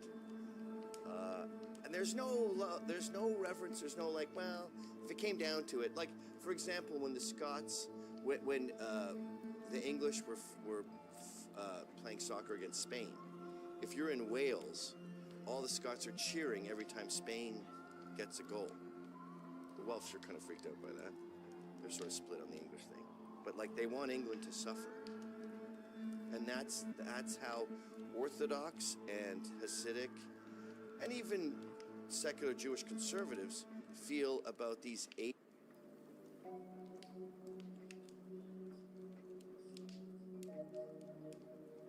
Just Michael, man. Yo, what's up? So what was the, I don't understand. What is this whole argument about? Yeah, so is materialism true? That's what Marxism is based on, and we want to hear the arguments. Yeah, why is subjectivity regarding this privileged side of like consciousness or of like ontology? Why do you think that is?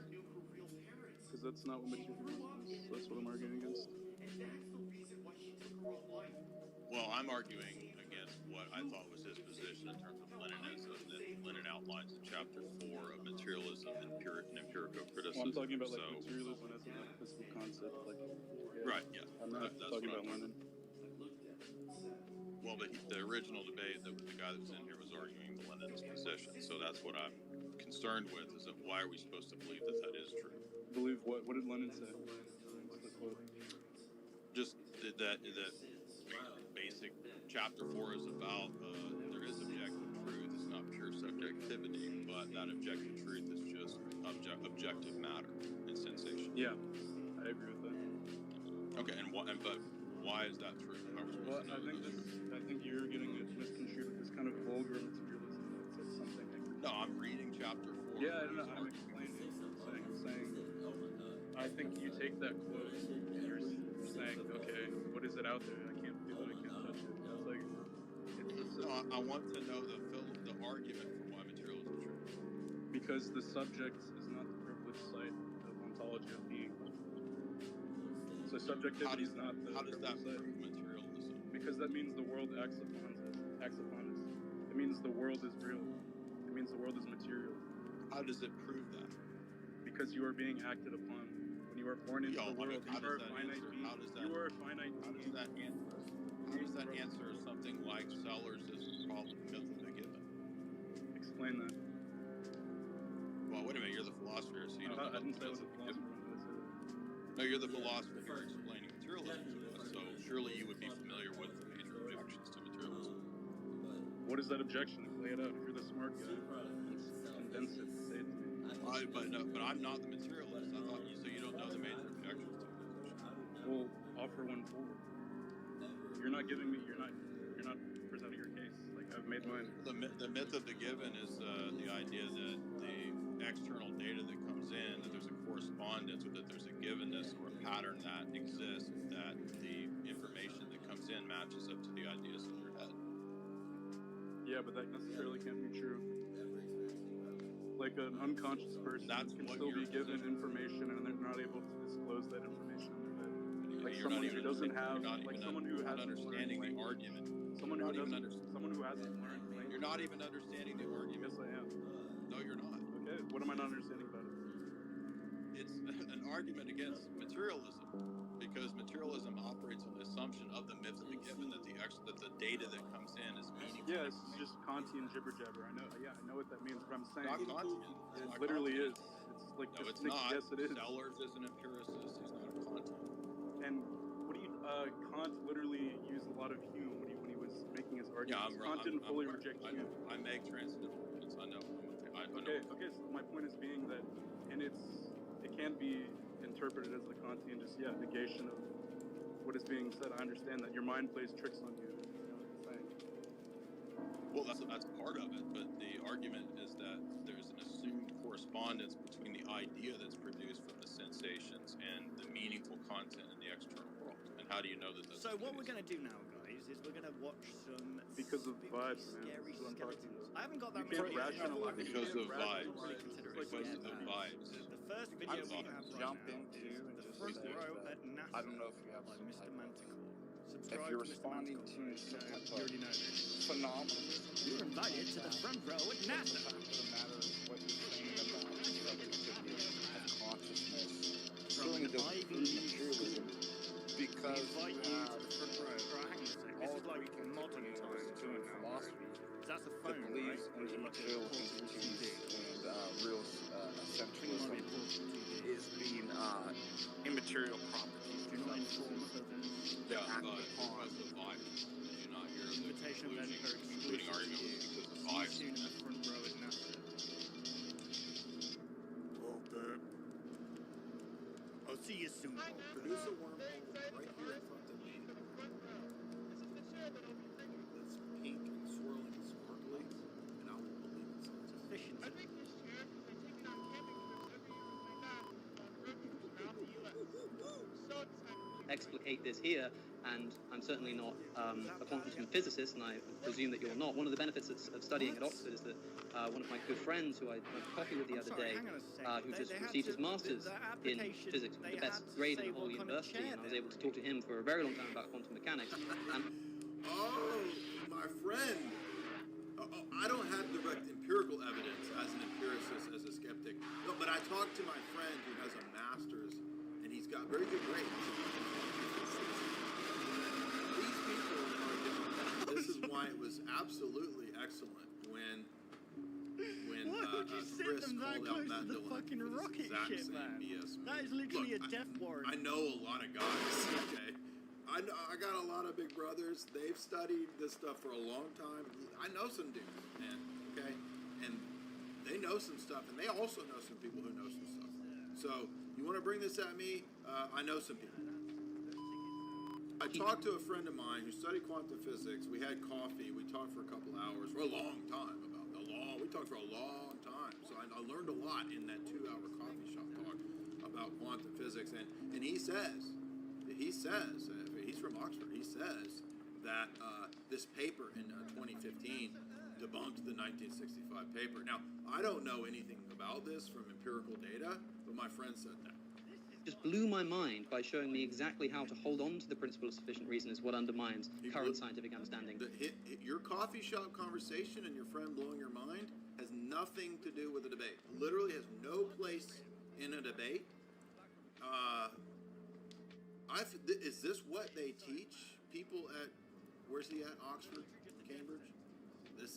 I thought Oxford was the hallowed halls of the greatest debaters of all time.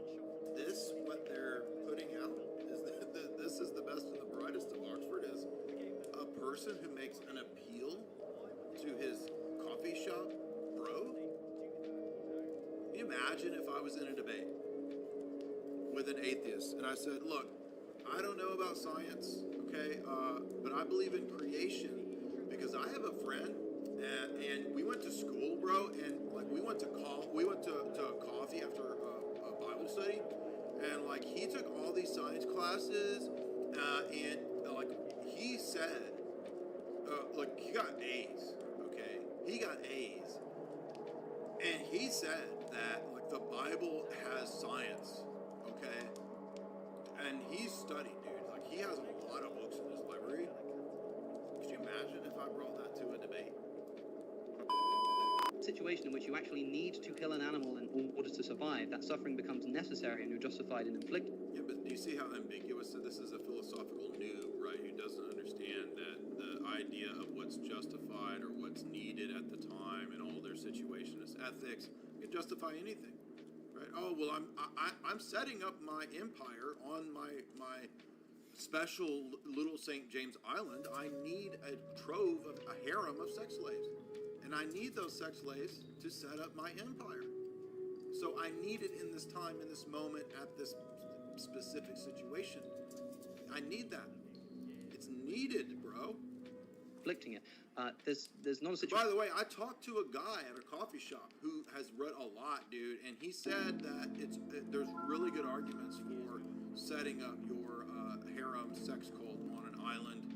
Trust me, dude, there's a lot of good arguments for that. And because I talked to a guy for about 2 hours over coffee over that. If you were in a situation where the only way for you to survive would be to kill another human being, I think that you're probably justified in doing that, and it would be a form of self-defense, right? So I do think that the analyses would be the same. I think that perhaps we would, I can see from your facial expression. But I mean, I'm really convinced that my genetic lineage is super superior. Like, it's better than everybody's, right? Like, it's going to be really solid in the future world where we have a lot of debates, and there's a lot of, vaporwave children out there in the future. And so when I create my sex, I really need the harem to set up my sex cult just to procreate and repopulate the earth, right? I have the Moonraker option ready. That's my paradigm. I have the Moonraker option. I want to depopulate the earth, and I want to reseed the earth as the new Adam with all of my descendants in a harem of superdogs. And I've chosen as the best method to achieve that, creating a sex cult on a island in the Virgin Islands. And that sex cult is going to repopulate the earth with the best seed possible. And that's the best for all of you guys out there too. Don't you understand that? I just want the best for you. And the best thing for you guys is to let me and my empire have the world. Don't you guys see that that's what's best for all of us, especially me? And look, that's what I need to do right now. I need it, man. Bro, I need this. I need this. I need this, Cosmic. me eating animals, Cosmic, I'm sorry, because I like animals, and I'm going to reduce animal suffering by eating them all, right? Because the more of them that I eat, when they cease to exist, they don't suffer anymore. So I'm reducing the animal suffering by eating them. Explain how there isn't not at all. I've heard a lot of ethical posturing, moral high ground posturing, which the atheists love this. Have you noticed that the atheists, kind of like Pharisees, even though Pharisees were religious, you notice the atheists love to tout their higher morals? Bro, we all know atheists are a bunch of coomers, dude. Like, we know you. We don't think you have higher morals. You're not fooling anybody with this moral posturing. You I'm so sophisticated, I'm so humane, I'm so tolerant. Again, what did democide do in the 20th century? The atheist regimes was the most deadly thing in the 20th century. Democide via atheist governments. Sorry, that's not very humane, is it? No. This whole position is totally arbitrary, totally ad hoc. And I really wish, I'm hoping, I think the cross-examination is coming out. I hope that Trent calls him out on this. I hope Trent blows that horn, calls him out. Put that cheesecake down, Trent. Put that cheesecake down. Now. Blow that horn and call him out. But I also want people to know that the cross-examiner is allowed to interrupt and move the flow of the argument as... Remember when I was allowed to interrupt Dr. Shabir Ali, and then when we nailed him in the cross-examination, when he melted down, and all the Muslims, you're not allowed to talk, you're not, why you interrupt? Bro, it said at the beginning of the debate, you can interrupt. What are you talking about? We already know where this goofy thing's going on. In Voltaire's novel Candide, there is a shipwreck in which... if I just present the problem of evil for the 5,000th time. Candide and Pangloss and their friend Jacques are shipwrecked in the harbour of... Has nobody surpassed Reddit tier stuff? Like, even at this PhD level? This is Reddit tier stuff. I mean... But does anyone here really want to claim that evil does not exist? So I don't think we've heard any good reason to think that God does not exist. Indeed, the theist is not committed to Leibniz's claim that the... Actually, don't a lot of atheists believe that evil does not actually exist? So that was a weird... Dr. Craig, that was not weird. Why do we keep appealing to... Does anybody really want to see this? Don't we all agree on this? Don't we all believe that there's some kind of... Nobody really wants to know. These are all fallacies. I'm just appealing to... But you can use that for rhetorical device in a debate, but that's a tip another term. This is the... if you could have God grow some new limbs of amputees of soldiers in the Iraq War, Christian soldiers with Christian families, praying for them to be healed, I would seriously consider that and changing my mind. So far, this has not happened, not even once. My response to this is, first of all, this comes up in Jesus' ministry, right? So there's a point where the Pharisees say, if you are who you say you are, then do what we say, and then we'll believe it. If you do the miracles that we come up with, maybe, float around or something, right? And Jesus says, no, actually, you won't believe, right? And then he gives the story of Abraham's bosom, right? And so the guy dies and he goes to Abraham's bosom and he says, Lord, I'm here in this horrible place. Let me go back and tell my brethren about, the afterlife, because then they'll believe. And what does Jesus say? Does he say, oh yes, if we could just present enough evidence of resurrections, if we could just pile up enough evidentiary proofs, evidentiary data, then maybe they'll believe. No, Jesus says, if they don't believe Moses and the prophets, neither will they believe if someone rise from the dead. I'll tell you what, Meachew, if you produce a wormhole that I can step through and become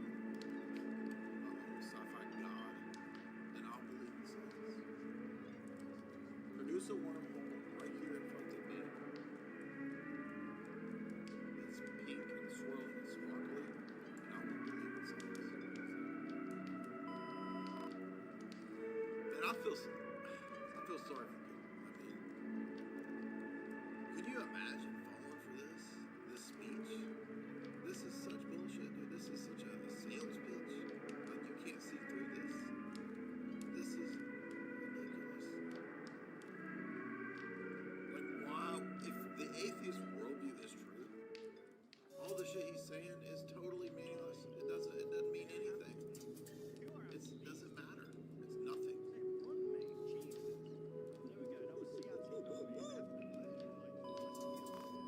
Remember the vegan atheist from a few months ago who literally had said that there's nothing wrong with fallacies. You can commit any informal fallacy you want in a debate, and you can still win. What? I mean, it's so dumb and so absurd that it doesn't even deserve a response. Everybody wants to play this game of like, who can tally up the most number of scientists on their side? Like, oh yeah, atheists? Well, my cousin knows a dude who's a biologist and he's a theist. Boom. So what? It wouldn't matter if every scientist in the world was an atheist. Literally. Richard Dawkins, please to the ring.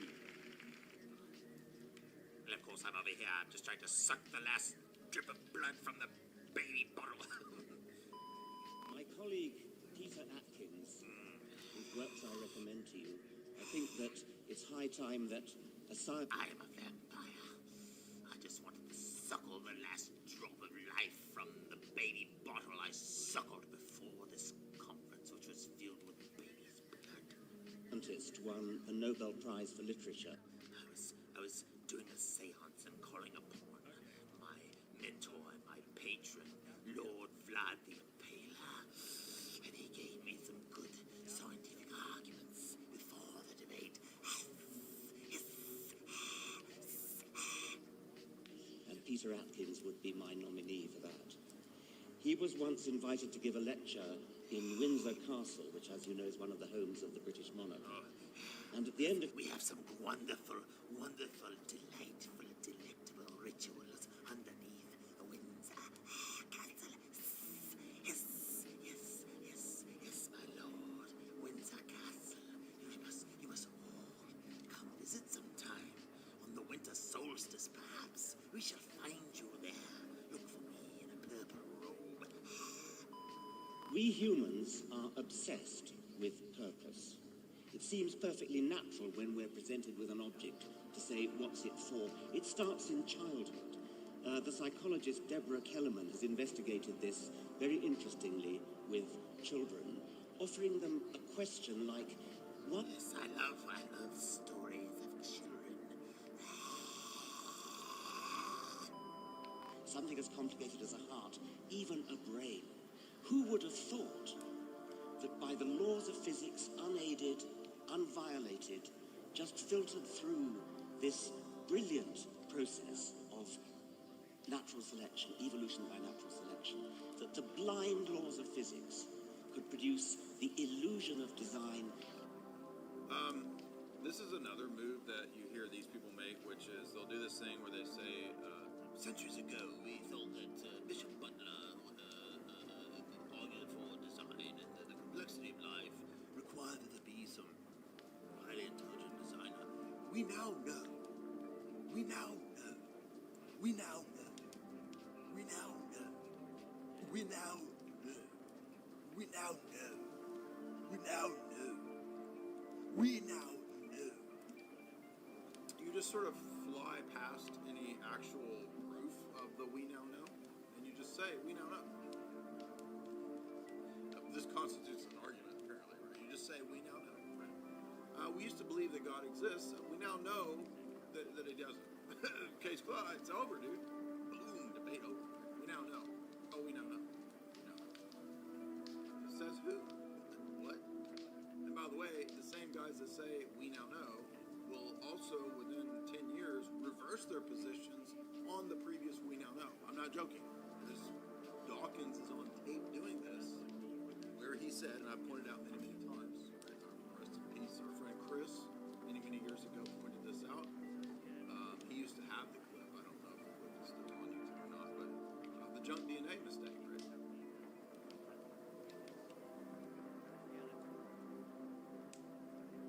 And we saw in graphic detail his life end that way. I think that's why this is having such a profound effect on people.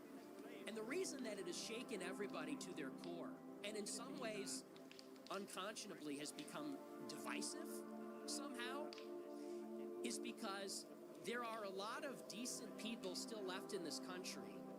And maybe they're right-wing, and maybe they're left-wing, and maybe they voted for Trump, and maybe they didn't. But in that moment, when they saw this young man, this young father, this young husband, a good man, a congenial, by every metric, a positive, cheerful person, a generative person, someone who loved America, fought for what he believed in, a disciplined person, did not indulge in vices, a family man, to see someone like this gunned down in cold blood in such a cowardly act from such a distance like that. In that moment, what was confusing before about our country, what was divisive before, where there was moral confusion or obfuscation, there was clarity. And I don't care who you voted for. I don't care what your politics are. People white and black, men and women, feminists, conservatives, people that are straight, people that are gay. I saw across Instagram, TikTok, a good deal of people, I hope the majority in this country, were shaken to their core because they saw true evil.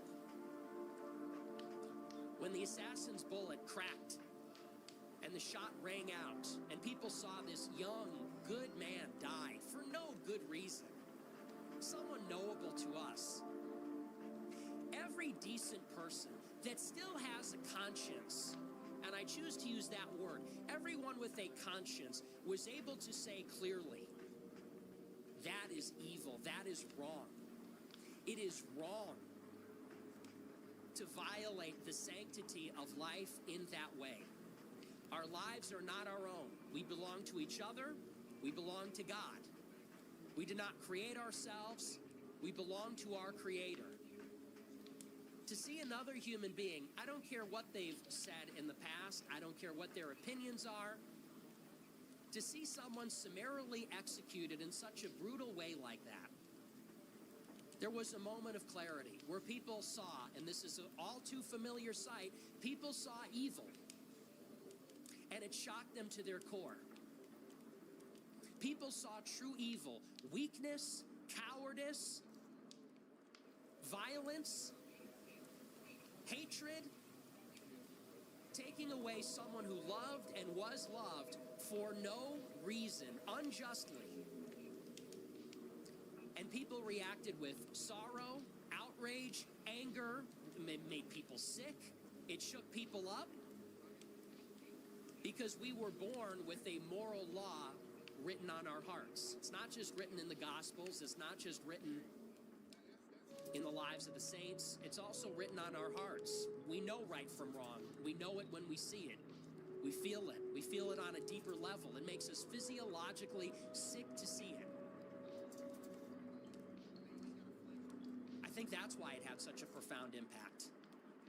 And the reason that it has people so shaken up, another reason, as I said before, is because I won't explain where this exactly is the middle just yet, but of don't a very worry. long For now, story. let's just say Mario is very, very far away. As we all know, In fact, this did not he's come 3 out of million nowhere. units away, or about 168 There were many times events the size that of the map. precipitated this. What We can matters talk here is about that the the elevator attempted Mario was on just one assassination of frame Donald earlier Trump has started last year when rotating he was shot in because the of an ear, oversight in the game's code. and his Under display specific of conditions, strength, rotating of platforms courage, can affect Mario in the for face one of a extra frame cowardly after attack, he's no longer on them. inspired Now, millions of platform people, rotating by 2.8 billions of degrees people usually has around no the world. noticeable impact, but magnify it over 3 They saw million that units of little distance, twerp, and that suddenly coward, those 2.8 that degrees climbed up on the definitely roof matter. and took a shot. In fact, they matter so much that And in they one saw frame, Trump Mario in that instantly moment who gets had sparked nothing below on the his death mind area, other which than in this that he stage needed doesn't to kill him, but instead reassure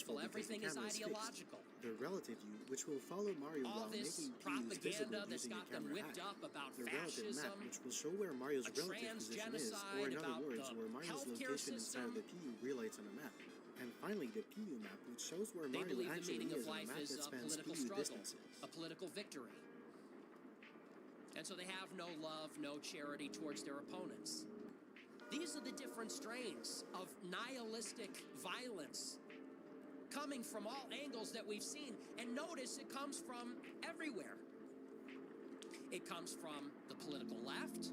And by the political left, I don't mean every Democrat, I don't mean every liberal, I don't mean every Kamala voter. I mean a specific sect of the radical left that recognizes no limiting principles. We see that kind of nihilistic violence from a certain crowd of Jewish Zionists and their allies. some evangelical Christians, atheistic Jews that are sympathetic, that wield immense influence in our government, and they want to wield our military against their adversaries. And we see it in the barbarians. We see it in the unthinking, primitive, backwards, regressive, you could say, undeveloped masses of people in other unenlightened parts of the world that are coming here and visiting the savagery upon us. And if there is anything that can come out of this, I hope that it can be potentially a new consensus. This is not partisan, actually. It's not even ideological. People do not murder children in a Catholic church because they have gender dysphoria necessarily, or they're sympathetic to transsexuals. Somebody does not murder Charlie Kirk because they voted for Kamala Harris. People do not stab young girls on trains because they're born black. People do not shoot Palestinians in the back of the head or cheer it on just because they're Jewish. The people that do this are lost. They have to be isolated and segregated out. A new consensus must emerge. Are you in favor of a society with meaning? A society where life is sacred, where life has sanctity, where people's lives and their dignity and their integrity is respected? Or are we going to live in a society that is a never-ending war between nihilistic tribes, warlords, savages, pagans? I see an emerging consensus, and I think that the mature people that actually love America, actually love our children, the people that recognize the division, the peril that we're in, we need to fortify a new consensus and rally the people of conscience, the people of decency, the people of humanity, the people of charity towards their fellow man, against those that want to kill us, against those that laugh and celebrate when innocent people are harmed. For any reason, for any ideological reason, against the people that are cruel, the people that are hateful. And by that I mean the people that are really cruel, not the people that say things you disagree with, not the people that are provocative, not the people that are sometimes angry, but the people that are really cruel and really evil. And let me be clear about this, because I understand not a lot of people are loving this message right now. This is not the message that a lot of people want to hear right now. Here's another message you can try on for size. These people that are now selling t-shirts with Charlie Kirk and a bullet wound in his neck, they cannot be negotiated with. You cannot debate with them. You cannot persuade them to vote Republican. You cannot appeal to them. You will never convince them that you're a good person, that you just want the best for everybody. You will never get them to stop hating you. People like to say, well, can the left finally admit that they have their own problem? They'll never admit that. They'll never admit that. These craven losers, that person that when Charlie Kirk got shot in the neck, instinctually got up and turned and celebrated, they have to be defeated. We can't change their minds. We can't invite them to change our minds. We can't negotiate with them. We can't invite them for a political compromise. If your gut reaction to seeing someone take a bullet in the neck and their face explode, and their young children run up to them because they were afraid of the noise, if your reaction was to grin and celebrate, you must be defeated. You must be destroyed. You must be identified, you must be isolated, and you must be eradicated from our society. Not Democrats, not leftists, not liberals, those people that would celebrate in that moment. That is pure evil, pure malice. There is no charity in a person's heart. I don't care who it is, who sees anybody get their neck exploded and celebrate like that. That's the kind of evil we're dealing with. That's the kind of evil that has taken over our society. It has become too common. People have let it fester. Like with Luigi Mangione, they thought it was cute. They thought it was glib. And look at what we have now. We are on the verge of full-on political violence and civil war. I don't think people realize what that looks like. There's going to be a lot of children without mothers and fathers, a lot of mothers and fathers grieving their dead children. I don't want that. Nobody should want that. But when it comes to evil people, cowardly, weak, evil people that snipe and Trump and Charlie Kirk like the gunman that came to my house last year, unfortunately, it's not always up to us which battles we fight. When they show up to your front door, when they take shots at the rally, at the Change My Mind, we don't have a choice. We have to confront evil. We have to fight evil. We can never give in to evil, and we have to win. Recognize this. If these people ever get power over us, these people that celebrate, they sell t-shirts, they steal hats. When a man is lying dead, they will hurt you. They will hurt your children, and they will destroy everything that is sacred to us, everything that we love, and they will do it with a smile. They're already doing it. They have done it. They're telling on themselves. And Sam Hyde said it very well. All their cutesy language, their word games, their sarcasm, their irony, it is dripping with malevolence, dripping with contempt, dripping with malevolence and malice. And if these people ever win, we will all suffer the same fate as Charlie Kirk. They have to be defeated, utterly and fundamentally. You think the dog's gonna die from like 30 Now, seconds of not getting this is not a call to violence, because taking up arms against these people, what will that do? It will invite more of it. The Satanists, the devil worshippers, the malevolent people that do these things, in part, they do it to stoke resentment, to stoke conflict. They take the things that we love away from us so that we will abandon God, so that we will become like them. That is, whether they know it or not, that is why they do it. That is why they are impelled to do it by spiritual, supernatural forces. I believe that. Do not mistake what I mean by defeat them. And we'll talk about that more in a moment. But I want to make that clear right now. This is not a call for violence. Here is what I will say about left-wingers, because a lot of left-wing people reached out to me, and they told me, you have a responsibility.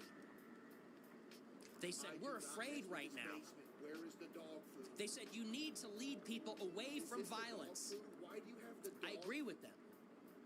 But where was that mentality when someone showed up at my house with a gun and failed? Those people are not reaching out then. Where was that mentality throughout all of the persecutions, all the suffering? Now, this is speaking from a place of resentment. They're afraid. They're afraid that the right is going to punch back 1,000 times as hard. And we could, and we can. And I fear that some might. And I hope to God that they don't. In some sense, the right to be afraid, we should all be afraid that something we cannot control may happen. Here is what I will say to those people. I and Charlie Kirk, for years, pushed a peaceful resolution. We invited the left to debate, negotiate. We played within the system. When Obama told us, you gotta win elections, you know, we tried that. And look at what they did to Trump. They shot him in the head. Hey, Zeke, I got your food for you. We tried to do it your way. Hey, buddy, I got your We food. tried to debate, to go to the polls, the voting booth. People ran for office, and what did they encounter? Intimidation, menacing, harassment, slander, lies, assassination attempts, and successes. Now the left says we need to bring down the temperature. Here is what I would say to the left. The left now has an obligation. You can turn down the temperature. The left in America now, everybody in America now must come together and disavow this nihilistic, malevolent violence. You all have an obligation. I have that obligation, and I think I have done it. I condemn the violence, all of it, all of the nihilistic violence, whether it comes from the far right, the far left, whether it comes from a Dylan Roof, the Buffalo shooter, or someone like this. It's your job, too. You must condemn it loudly, loud enough that we can hear it, and you have to mean it. And I think of somebody like Hassan Piker, such a hollow, empty, sad person. Hassan Piker saw Charlie Kirk, someone that he knew, get shot in the neck and his neck erupt with blood. We don't need to be graphic about the details, but everybody should look at that long and hard and let it sit with you. When Hassan saw that, his first reaction was to make a glib remark about gun control. Seriously? That's a 31-year-old man. That's a young man with a wife and kids. He got shot in cold blood, publicly executed in front of thousands of college students. Never forget the trauma of his children, of his family. What about the people that witnessed this? What about everybody that will be affected by the knock-on violence that results from this?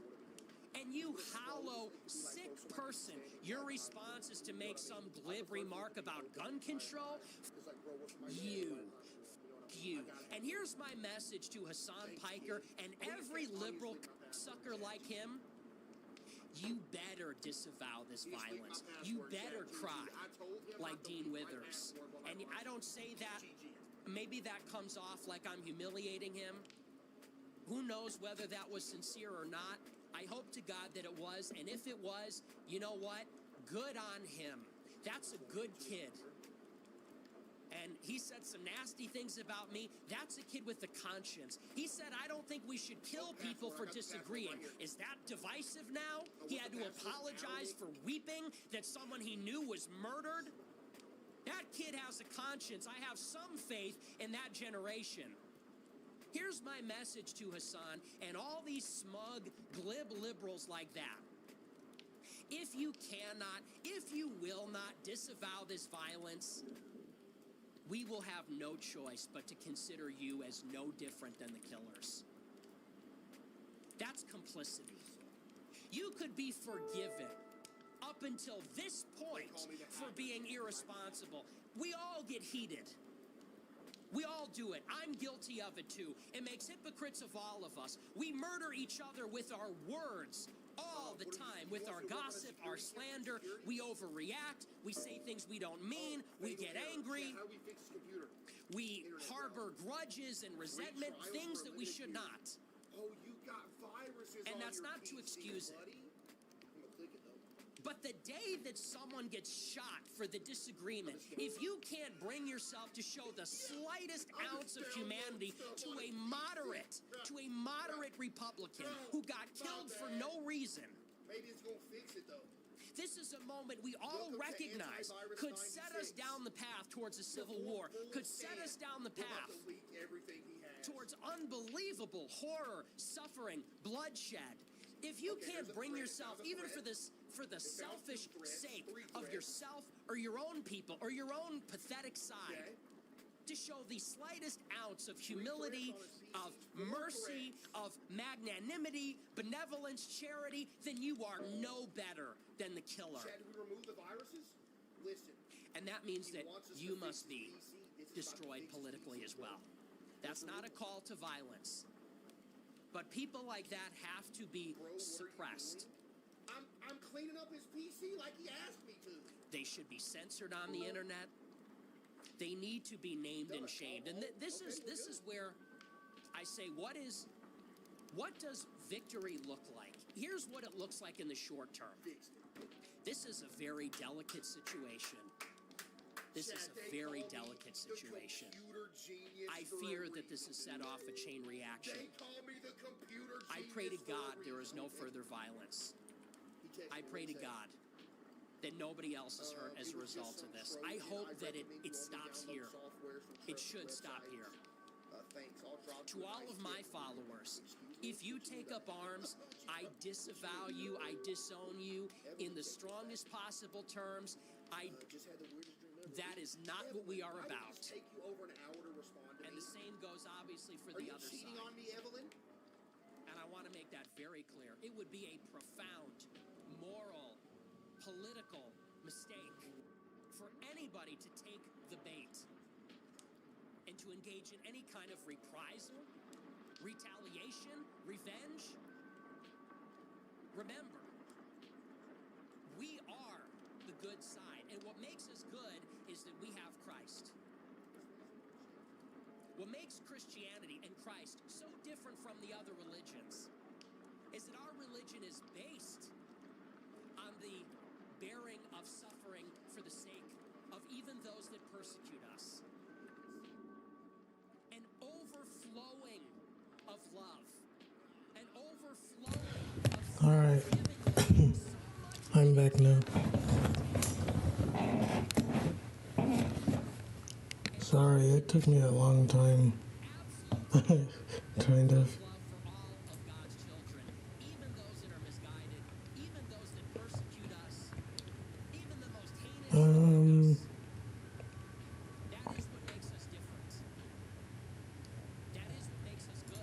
Alright, let's just play Splitgate 2 right now.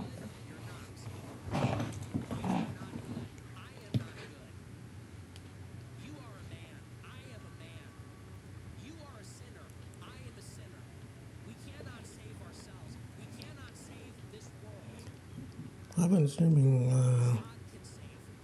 I've had let's see, how long have I been streaming for?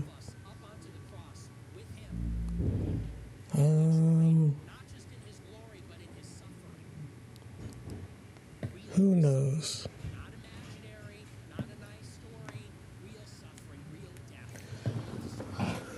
Alright. Let's do it.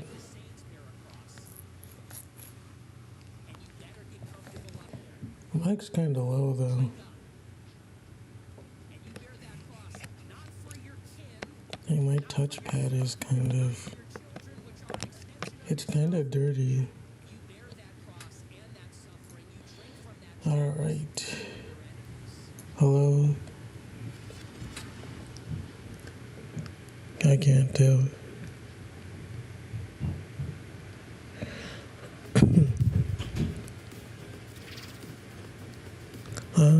Hello?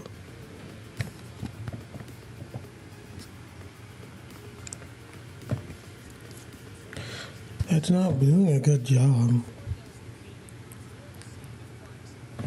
Hello.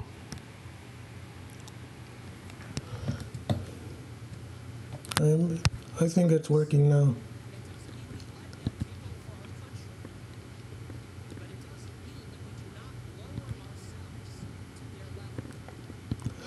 All right.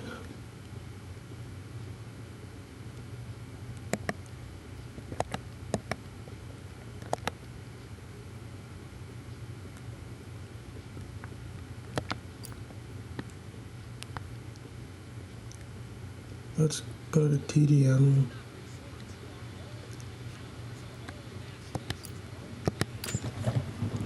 All right. revving up.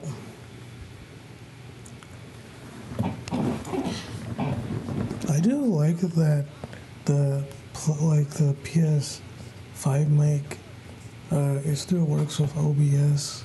With it seems like it still has the bass and everything, so that's good.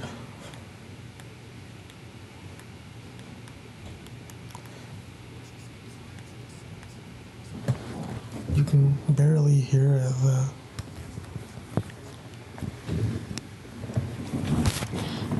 The stuff in the background. Maybe.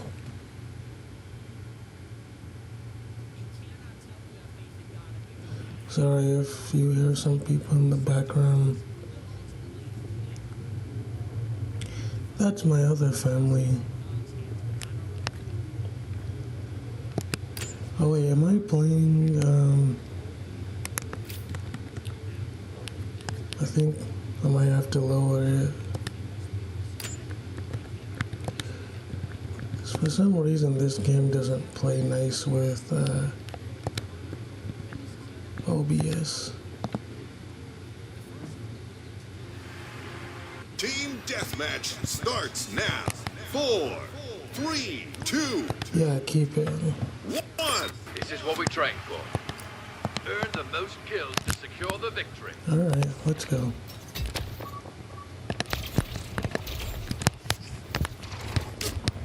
We've fallen behind. Turn this around.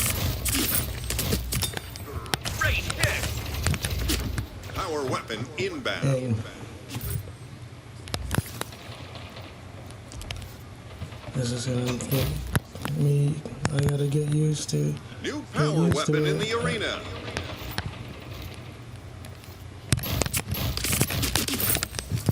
Thank you.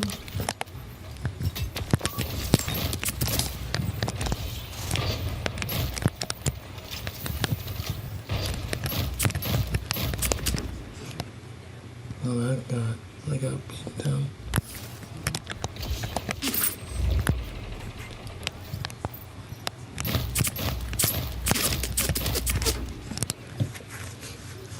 Oh, that was some lag.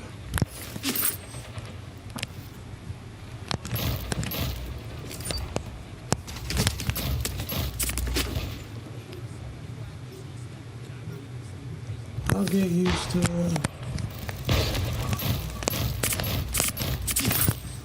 Avenger. We are so back.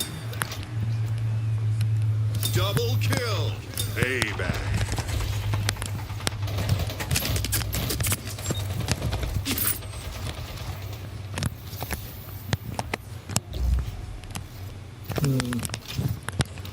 I kind of wish that if there was a way I could stop the button clicking. Maybe there is, but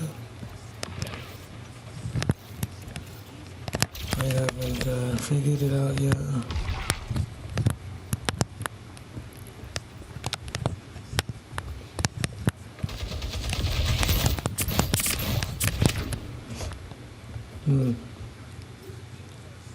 Power weapon inbound.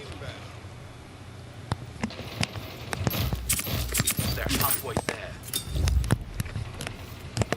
Avenger. Yeah, they're Payback. New power weapon in the arena.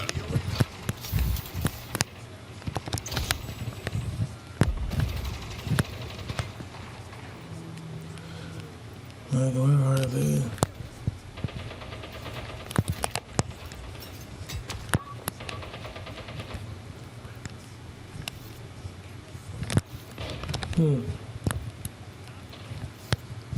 Maybe I'll have to get a new mic.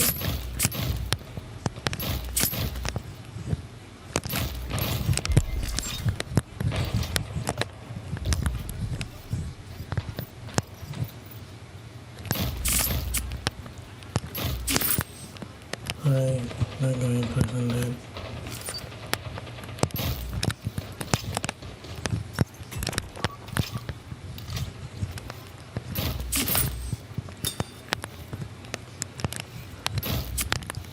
kind of not used to it after playing Call of Duty for so long.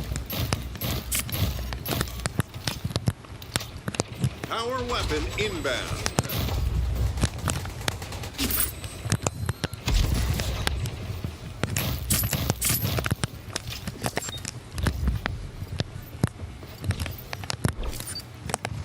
New power weapon in the arena. Heating up.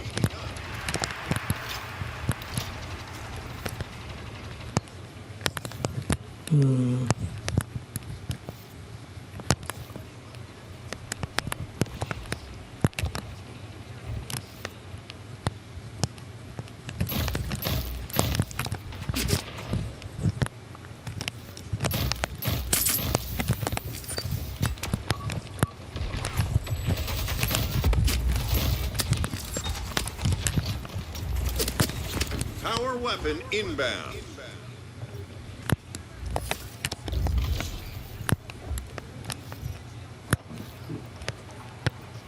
No enemies detected. They're close to the scoring limit. We have to stop them. New power weapon in the arena.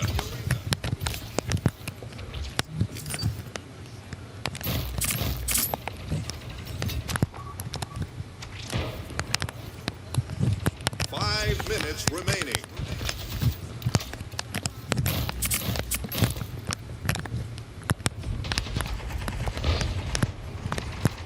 I don't know how these guys don't get them. Defeated. Shake it off. Great players bounce back I'll stronger. do better. It just takes a while.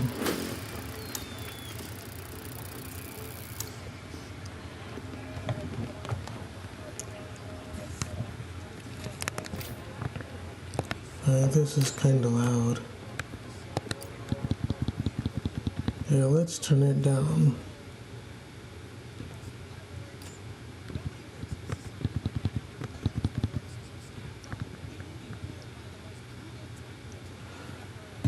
Okay.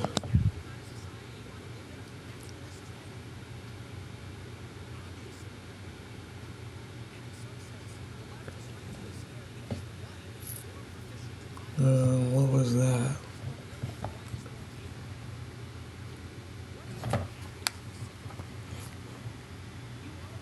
What? No. Yo, what's going on?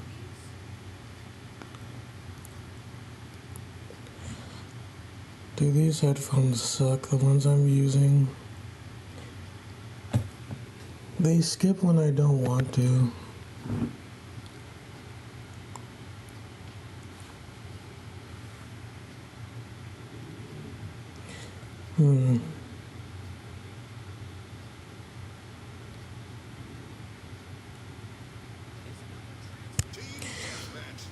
Okay. I gotta figure out a way to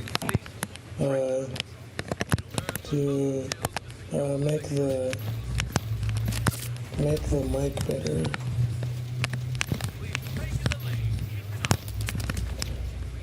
What's it look like the lag? Oh, what's going on here?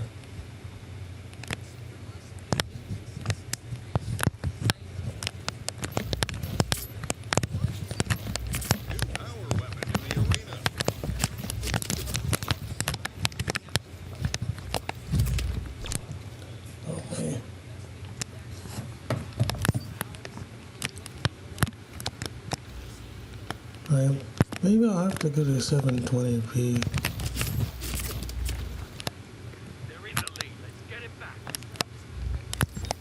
This is embarrassing.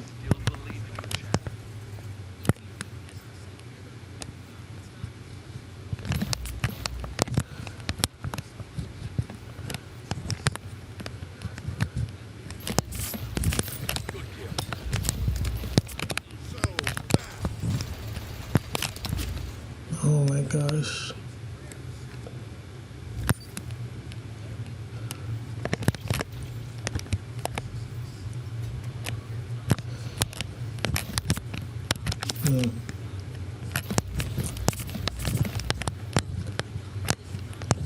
Can these guys try to finish them off, please?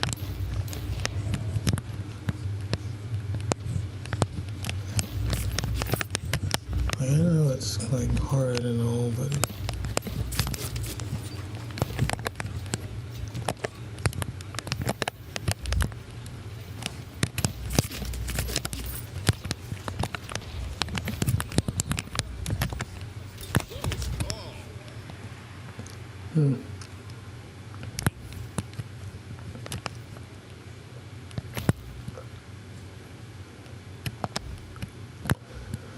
I might have to go down to 720p. It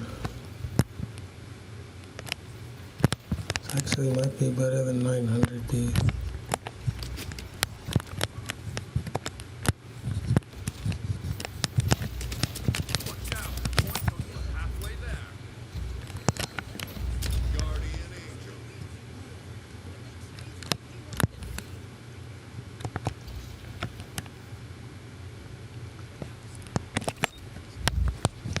I'm not even playing that well.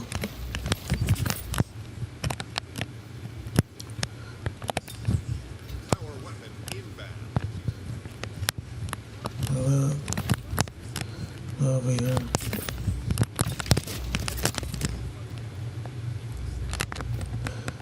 Alright, 720p.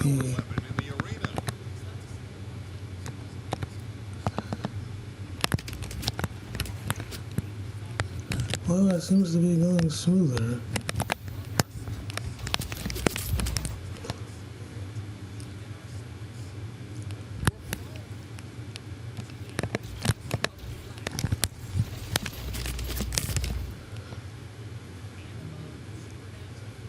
Where are the rest of my people?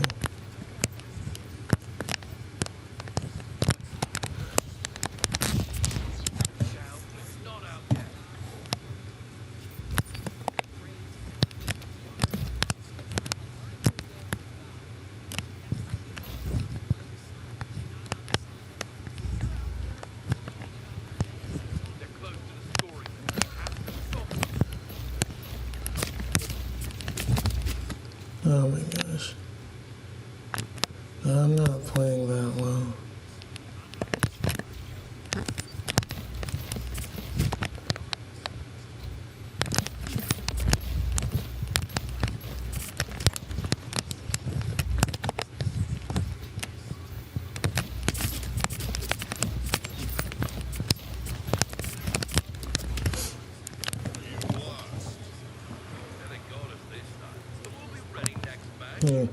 Yeah, we lost.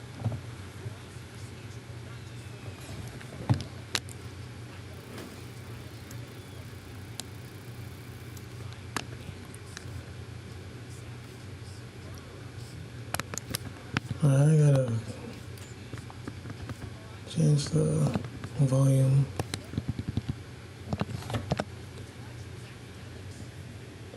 Now I gotta change this too. Well, I want to. Here's Minecraft beaten in 20 seconds. Put that up a little.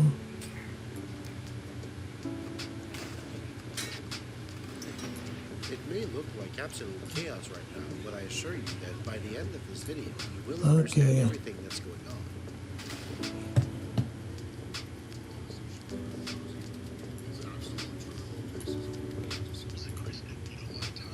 Let's start from the beginning.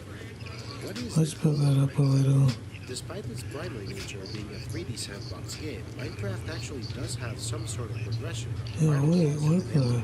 The goal of Minecraft is to defeat the Ender Dragon, found in the dimension at What happened to Spooky 2? To do that, one must typically get rid of end crystals sitting atop columns of obsidian that regenerate the dragon's health, then take it down slowly but surely. Of course, players are free to completely ignore this quest and sink thousands of hours into the game recreating Little Earth or building a computer that runs Minecraft itself, but the goal of the speedrun is to reach that ending as fast as possible. Now, those with a keen eye may have noticed the Ender Dragon is nowhere to be seen in this run. Don't worry, we'll get to that. This is a tool assisted speedrun made by DC4Q, the category called any percent set seed. The four main categories in Minecraft are any percent set seed, Come on, set seed Split glitchless, random seed, and random seed glitchless. Glitchless categories disallow abusing any bug in the game, and while they are more popular among real-time Minecraft runners, they typically result in a slower run time. Here, the ultimate goal is to create the fastest possible speedrun, so glitches were used. Any percent simply means to reach the ending by all means necessary, with any amount of the actual game completed. Hello. This is by far the most popular approach, but there's a myriad of other arbitrary goals players can race towards. Set seed refers to the world generation. Here, the two options are set seed and random seed. A core element of Minecraft's identity is that the world is procedurally generated randomly. The random world generation Okay, so the default is the wireless controller. return the same world, but change one digit and the result is completely different. Speedruns that use random seeds cannot set this number, so runners are dropped in a completely random world in every attempt. I gotta figure out how to In set seed, the runner is allowed to replay the same world over and over. This change the favorable conditions, proximity. learn where things are, and figure out the fastest route, resulting in a much more optimized run. Because otherwise, people are just gonna hear stuff in the background. Tool-assisted speedrun, or task for short, is a carefully crafted creation. It was still done by a real person, in this case still in PC-14, but it was made using tooling. Was to slow down the game and retry segments if he ever made a mistake. Typically, the task is created on an emulator using save states, memory watch, and frame advance, but this is not actually possible for a modern PC game. Proximity. Instead, Oh, shit. slow the game down to a fraction of its full speed. Back at normal speed, the player looks like they have superhuman speed and reflexes. To replace it with more save states, the game was simply saved and loaded back when Dylan wanted to retry a specific section. For most of the run, he slowed the game down by a factor of 40 to 80. If you're still confused about my passes, please watch this video. Keep in mind that this speedrun is in no way trying to compete with real-time speedrunners. It's a demonstration of what's possible. Here's the basic premise of the path Dylan took to beat the game. The ending is triggered by entering this portal, which appears when the Ender Dragon is defeated. Like I mentioned before, the Ender Dragon is actually skipped in this road. To reach the end, the player must fill in and enter the end portal found in this stronghold, with a unique dungeon found underground in the main room. The portal is completed using Hives of Ender, a special item created by combining an Ender Pearl with a blaze powder. An Ender Pearl is an item dropped by Endermen, creepy slender enemies. It can also be found in chests and few locations or acquired by trading. Blaze powder is made by breaking down blaze rods, which drop from a blaze, a fiery enemy found in nether fortresses. To reach a nether fortress, one must build a portal to the nether using blocks of obsidian, flint and steel. Obsidian is generated by the illusion of lava that can only be mined using a diamond pickaxe. Why did my Can be found in small quantities in random chests as well. The same goes for the flint and steel. While it's normally iron ingot, creating a furnace for iron. It can also be found in random chests. So, short killing is to find flint and steel, obsidian, and ender pearls in random chests. Find a nether fortress, kill a blaze, collect its rod and break it into powder, combine it with the ender pearl to create eyes of ender, or the end portal to beat the ender dragon. 40 seconds. Let's dive into it and see how he did it. The first obvious thing is that Dylan spawns directly next to a chest that contains a golden axe with a silk couch enchantment, obsidian with flint and steel. Just how lucky is that? This is where the importance of the set seed comes in.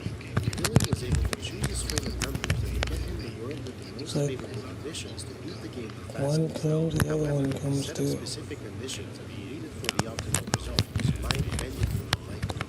Right next to the spawn is a ruined portal, naturally generated damaged nether portal, and also has a chest containing 4 items from this list. He needed the chest to contain flint and steel, obsidian, golden axe, and an item with the silk touch enchantment. In this case, the axe itself has the enchantment. To his right is a woodland mansion, a large random structure that's typically generated very far from the starting location, tens of thousands of blocks away. Spawning directly next to what is astronomically rare. The two rooms here are a fake end portal room and a lava room. Those two are it's all dimension, so them being right there is also incredibly unlikely. Once Dylan goes into the nether, he needs to end up near a nether fortress where he can find a blaze. Even better is a blaze spawner. This scene is a blaze spawner only 7 tiles away. Dylan also needs an area where a ghast can spawn, favorable terrain to navigate inside the nether. The stronghold where the end portal can be found needs to be uncharacteristically close. Finally, the spawn point in the end dimension can be underground or exposed. It needed to be exposed for the optimal run. Quick side note, throughout this video, watch out for numbered notes in the bottom right corner. You can find a link to additional notes that provide context and clarifications in the video description. In order to get this incredible combination of rare abilities, Dylan ran a script that parsed through about 2 kills. He looked through How can they not? manually. This is the Well, I mean, we almost came back in one if we do. more solutions exist. The script Dylan ran looked at over 10% of every possible seed in Minecraft, so this one is at least pretty good. From the chest, Dylan takes out the obsidian, flint and steel, and the golden axe with silk touch. The obsidian and flint and steel they're can not be used to build incompetent either. to travel to the nether. Dylan gets the golden axe and can break down the wooden walls of the woodland mansion as quickly as possible. Building tools have the fastest base gathering speed in the game, even better than diamond tools, but their garbage durability makes them very I came back to do something. This is one of those cases, because Dylan doesn't need the durability, only raw speed. He needs the silk touch enchantment to gather glass for later. The first rule to break something is a fake end. I wasn't there for It's like, made to look like the end of the build. I know, Instead, the structure it is choked up a there's match. a trapped chest. When the chest is I open, still did second place on my team. breaking infested cobblestone Somehow. walls that release silverfish enemies. The chest It's still lagging a little, but that's okay. David needs those. First off, he breaks a block in the wall while climbing to the chest to allow him to go into the next room over afterwards. There's a noticeable cut here because Dylan Oh wait, oh yeah, that's what I was gonna do. Minecraft speedruns are usually measured using Wait, can't start matchmaking. from loading screens and other factors. As such, any time spent paused, loading, Wait, what or did it outside the say? game doesn't count, but time spent crafting or looking inside the chest does. Only the time where the game is actually running is kept for this task. Transitions like loading screens or quitting and reloading the save are completely removed. There will be more of these cuts but this one is perhaps the most Team obvious. deathmatch. Dylan first breaks one TNT block, then he picks up the ender pearls from the trapped chest, Oh, which activates okay. the other two. Okay, so I can't do it Takes because 4 seconds before blowing up, which gives enough time to get out of the way. The explosion will so actually they release are different, like, then immediately puts the pearls back in the chest. different, Obsidian and the block of wood he picked and a up. different, like, party. Because with a sprinkle of magic, as soon as he reopens the chest, the items are both in the chest and still in his inventory, effectively doubling that. How does that happen? The answer is very simple. The game saves the state of chests and your inventory independently of each other. After Dylan puts the items in the chest, You could the just chest turn up the inventory is saved. volume. His inventory isn't saved yet. Then, by quitting and reloading the world, he can reload the inventory state from before he put in the items, and the chest state from after he put them in. Yeah, these So the items headphones. being both on him and in the chest. But the game is not that dumb. Good thing I'm getting better ones. By force quitting using on the 4, it will save your inventory. However, if you crash the game by force These headphones using the kinda suck. end task function, you won't get the luxury of saving your inventory before the process is killed. They keep stopping and skipping. Reload to save, and the items will be in both places at once.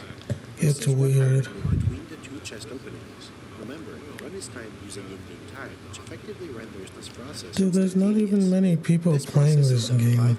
So Dylan ends up with 32 of each item. In the middle of the play, The fact we get bots even with crossplay tells you that. throwing an ender pearl allows a player to teleport. When the ender pearl lands, the player is instantly teleported. Alright. Its location may take 2.5 hearts of damage. But it takes some time for the ender pearl to travel. So here's what I'm This going gives to 1 do. turn per second. This gives enough time to finish the chest duplication and make a crafting table for later. I am going When the ender to pearl finally lands, talk Dylan about, doesn't actually take damage.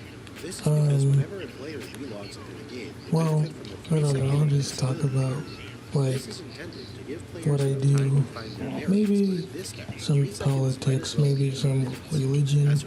But I've already talked to those in the, like, many past commentaries I've done.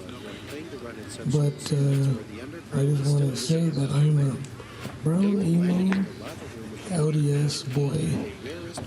I'm a Mormon, and we believe Jesus Christ is God, but we also believe that we are eternal, but that God still has all power and all knowledge, and He's the best. But this is because God, or however you want to say,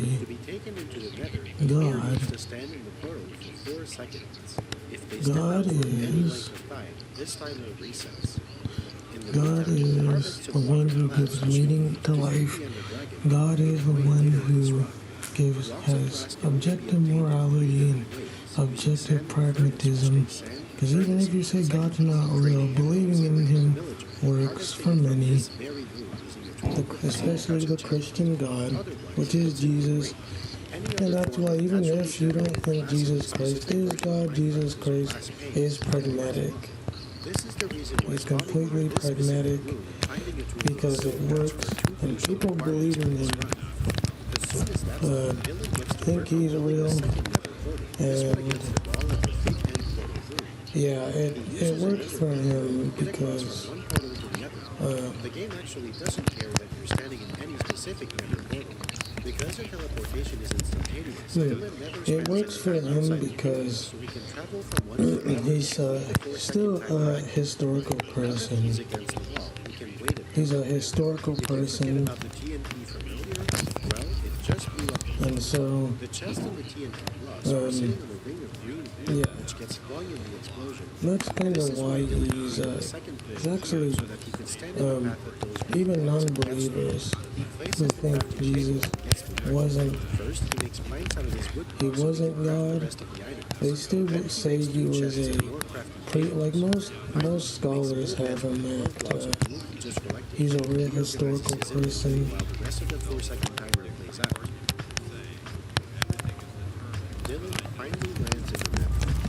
And wait. Second order of business is placing a bed. Oh, I thought they were box or something. It's like no way. Oh, where's my teammate then? If you don't believe me, if you die from a bed explosion, get the message player was killed by intentional game design. Normally, sleeping in a bed skips the rest of the night until it's daytime again, and it sets your spawn point next to the bed. But you can only sleep in a bed in the main world. Instead of making it so you couldn't place a bed in the nether or in the end, the developers decided to add an Easter egg. Attempting to sleep in a bed in these dimensions will make the bed explode and set fire to nearby blocks, and an explosion even stronger than TNT. Dylan actually places and explodes 3 of his 4 beds in very quick succession. Like, where is these other people? They move him faster than rocket. They also affect the Ember Pearl, flinging it away further and faster than a normal. When this pearl lands, everybody? Close to where the stronghold is in I was like trying out new moves or whatever. I remember President said that. Normally there's a 1 second cooldown after throwing the pearl. Like trying out new moves or whatever. This allows them to I might have to react to him, but I've already uploaded. I've already uploaded like 2 big videos on him. And what I believe are like basically his best rages ever. Uses the chest to duplicate his remaining bed in the second chest with glass block and some obsidian. He doubles up the glass and beds to 4 of which and his pearl lands next to a blaze. Dylan places a bed right next to a blaze and blows it up. He makes sure to punch the blaze first to mark it as being damaged by him. Bed explosions don't count as damage by a player. Blaze killed by environmental hazards never drops anything. It drops a blaze rod, which he picks up and immediately doubles using the chest. He also duplicates his glass and beds again. He now has all the ingredients to craft pies of ender and open the portal to the end. At this point, the second ender pearl came through, which I said would land about a second and a half later. Finally lands, and he starts we're coming back now. large random enemy in the nether. Note that although the world can be generated using the set C, randomly spawning enemies like blazes and ghasts depend on in-game random number generation. I used to be a lot better with this sniper, I think. Secret method to kill the But now I'm not. gas Dylan fills it up with the bed. Then he quickly repositions with an underpearl, places down the crafting table on the chest, and gets to work. He doubles his blades rod twice to get to 8, turns them into 16 blaze powders, combines 13 of them with ender pearls to make eyes of ender. He uses one of those eyes, 7 glass blocks, into gas tier heaters to paint, let's go this way. End crystals are the objects that yield the ender dragon at the end, but they also serve another purpose. When crafted and placed in a particular region, they can be used to spawn or respawn the ender dragon. This is the key to the strategy to defeat the dragon quickly. After creating all of these items, Dylan does a bit of inventory management and warps it out. This is when the first ender pearl he threw when he entered the nether I'm out finally of ammo. landed. In order, the first pearl traveled the furthest to the longest, then the second landed really fast, and the short pearl to the blaze spawner below him landed first. Dylan now builds another goodness. portal. In 4 seconds, he will return home, this time to a new location. What is my teammates? Are linked to each other in the same relative position. Am I going to just carry this whole 8 thing? times smaller than each world.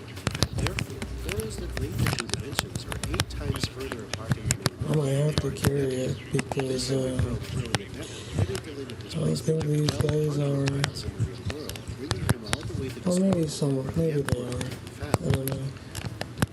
After an excruciatingly long wait, Dylan is finally back in another world. This portal conveniently sits right in the entrance of the other portal room of the No, I should a quick ender pearl get in gets there. I was gonna say I should get in there. places all 12 eyes of ender in the portal, But repositioning with a pearl that we all were beginners. Actually, at my first try, I didn't even do that bad. But that's also because I'm pretty good at the first split key. And anyway, I don't understand why. When entering the M for the first time, it takes 1 second for the ender Oh, dragon my to teammate's spawn. so bad. However, placing this crystal throws a wrench in the process. The dragon and the exit portal appear at the same time. When an end crystal is placed before the spawn, it finds that there's no exit portal, so it spawns a new one and opens it by default. Then, when the ender dragon tries to spawn, it's prevented from doing so because the exit portal is already open. The end result is that the ender dragon is banished into the void and simply never appears. Since the exit portal is already open, all Dylan needs to do now is to get there. He throws an ender pearl towards the center of the arena and again resorts to the bed explosion technique to boost the speed and distance of his throw, this time using 4 beds. This tosses him off the map and into the infinite void where he can contemplate his existence. Just before he falls to his death, the ender Or at pearl least lands don't put closer me to the against like people like this lends him who directly into the like portal, and the game is beaten in 19.9 seconds of in-game time. That's it. That's the fastest possible way to beat Minecraft that we currently have. It requires a 1 in equivalent C, perfect RNG, superhuman mouse precision and speed, and crashing the game a couple dozen times, but it is technically possible. like it's just I'm getting like some. For making this task, for allowing me to break it Oh, down, we for lost helping now. ensure this video's accuracy. And now, I will They keep my lied. promise. You can watch You the guys video really again, but this showed time, up. if you focus really Well, hard, one of them you can did. actually keep track of what's going on. Thank you for watching.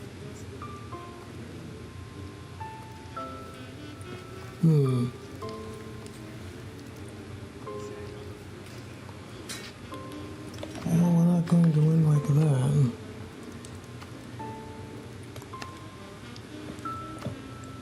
No siree.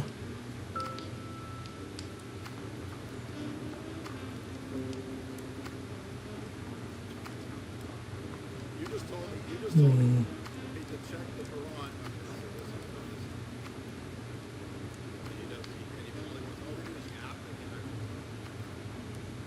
The argument was I was thinking about getting into crypto.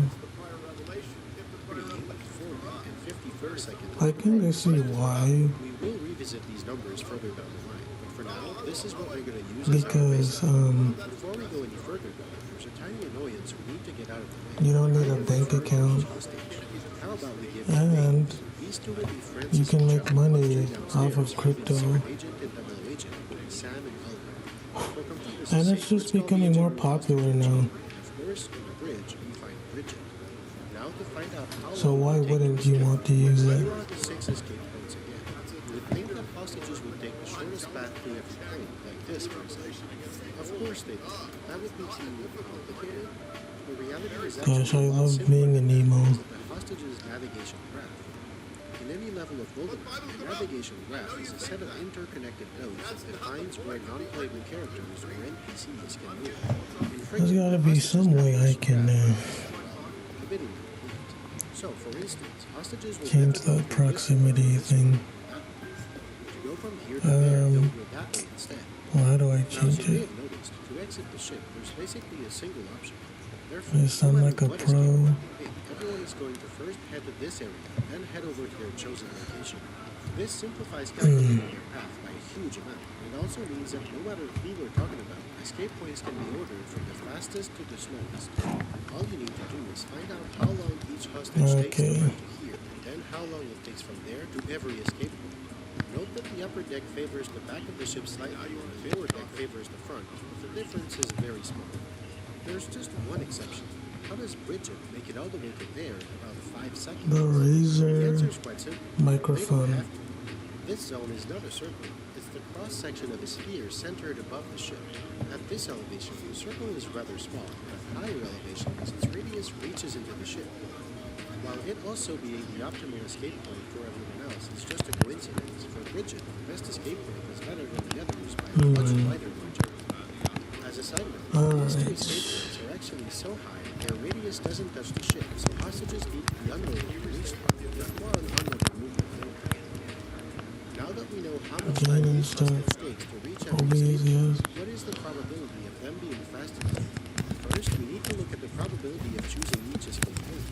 When they choose their escape point, hostages call the random number generation to get a number from 0 to 255, and they check if it's above 40, 80, 120, 160, or 200.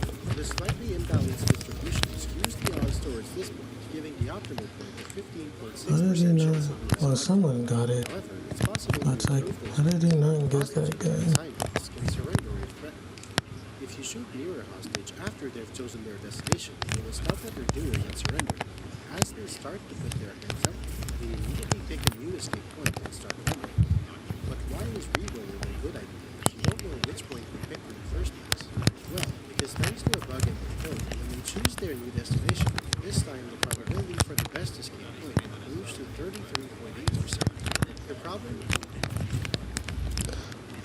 I didn't know I picked up the card line. So I was gonna say, I was so confused because I haven't used that person in a long time. Both Oliver and Bridget. Only Bridget can realistically be made to do this since you hang around for longer for the user. There are more factors at play. Guard death animations. Hostages only begin their escape when their taker has fully faded out. There are 16 possible death animations with variable lengths and probabilities. To complicate things even more, guard will pick from a different set of animations depending on where they put them. Head, torso, gut, eye, or somewhere else. Generally, one of the thing for the body or the head, so to simplify things a bit, look at the animations for those two body parts. They're actually quite similar. The head having two more possibilities, both variable for speed. The bad animations are about 5 seconds slower than I all gotta, the other possibilities. Every animation I will try to, so maybe after this game I'll try to do some stuff around it. And now we have the time it takes from the moment the guard is taken out until the moment the hostage picks an escape point, as well as the time it takes for the hostage to reach that escape point. Except the time it takes to run to an escape point isn't just one simple number. Many more things can throw a wrench in the process. The biggest one is I guards thought we getting were a little bit higher. hostages need to path around obstacles, including guards and other hostages, and they're not always great at it. One annoyingly placed guard can easily completely erase any chance of completion around the path. On top of that, NPCs can be unloaded when Bond is far enough and looking away from them. An unloaded hostage has a much simpler way of moving. They stay at a node on the navigation graph and check the distance to the next node. They wait until they would have run that distance if they were actually running, and then snap to the node if it's full. They no longer calculate collisions or obstacles, even including doors. They aren't right for you. However, do check if their position conflicts with another NPC. That's where the trouble lies. If the node they're trying to get to is already occupied, These people are smart. back at the start node, it manually runs the segment again, pathing around obstacles and stop. Also, since they snap directly to their target node, this is how hostages can escape at these points. In fact, it's the only way they can reach the escape zone. This is why runners avoid looking towards the back of the ship at the end of the run. Make sure not to load any hostage that's trying to escape there. Maybe I Another potential issue should is lag caused by a couple update dozen guards OBS. being alerted at once. It's probably It what can be I should do. mitigated with lookdown by only making noise when strictly necessary, and by Okay, what is limiting up as many with guards my... from the way as possible. Of course, that also reduces the chances of them impeding hostages. Guards can also sometimes throw grenades or blow up What's up hostages with my and kills a random teammates? hostage. We'll gather all of these issues into Either one this group must be called the outside bots factors. or... No matter how hard we try, factors like these are impossible to model accurately. Yeah, this game might be dead. It might be dead. Is to assume that the conditions are ideal every time and only focus on the probabilities that can actually Or be it's dying a lot quicker than I thought it would. no matter what happens, the probability of success cannot go higher than its odds. I don't mind facing bots, but it's just sad because Split Game is my favorite, it's my favorite arena shooter so far. The second is to do statistical analysis. Probably even more than Quake and Unreal Tournament, because well, I do appreciate those ones also. The big difference is that I like the portals, and the game's only like 15 gigabytes, so it's not even that big. And it's easy to run, and it's fun to play. One of the 6 escape points leading to this escape time distribution. So, to determine when exactly Sam starts escaping, I am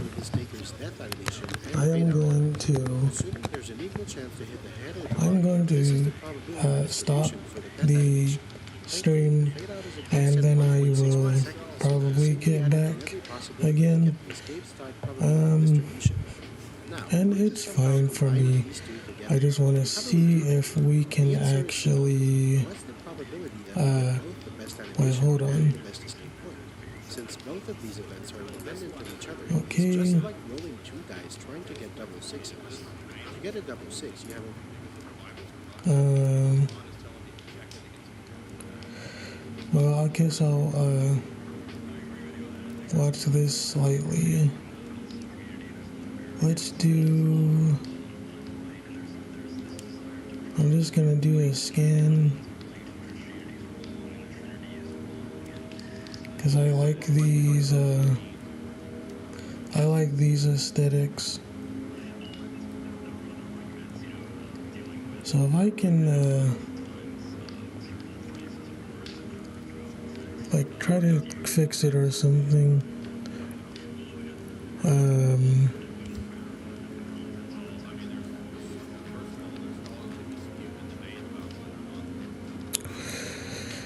but this is still good, so yeah, it's not bad, but I think I could do a better job.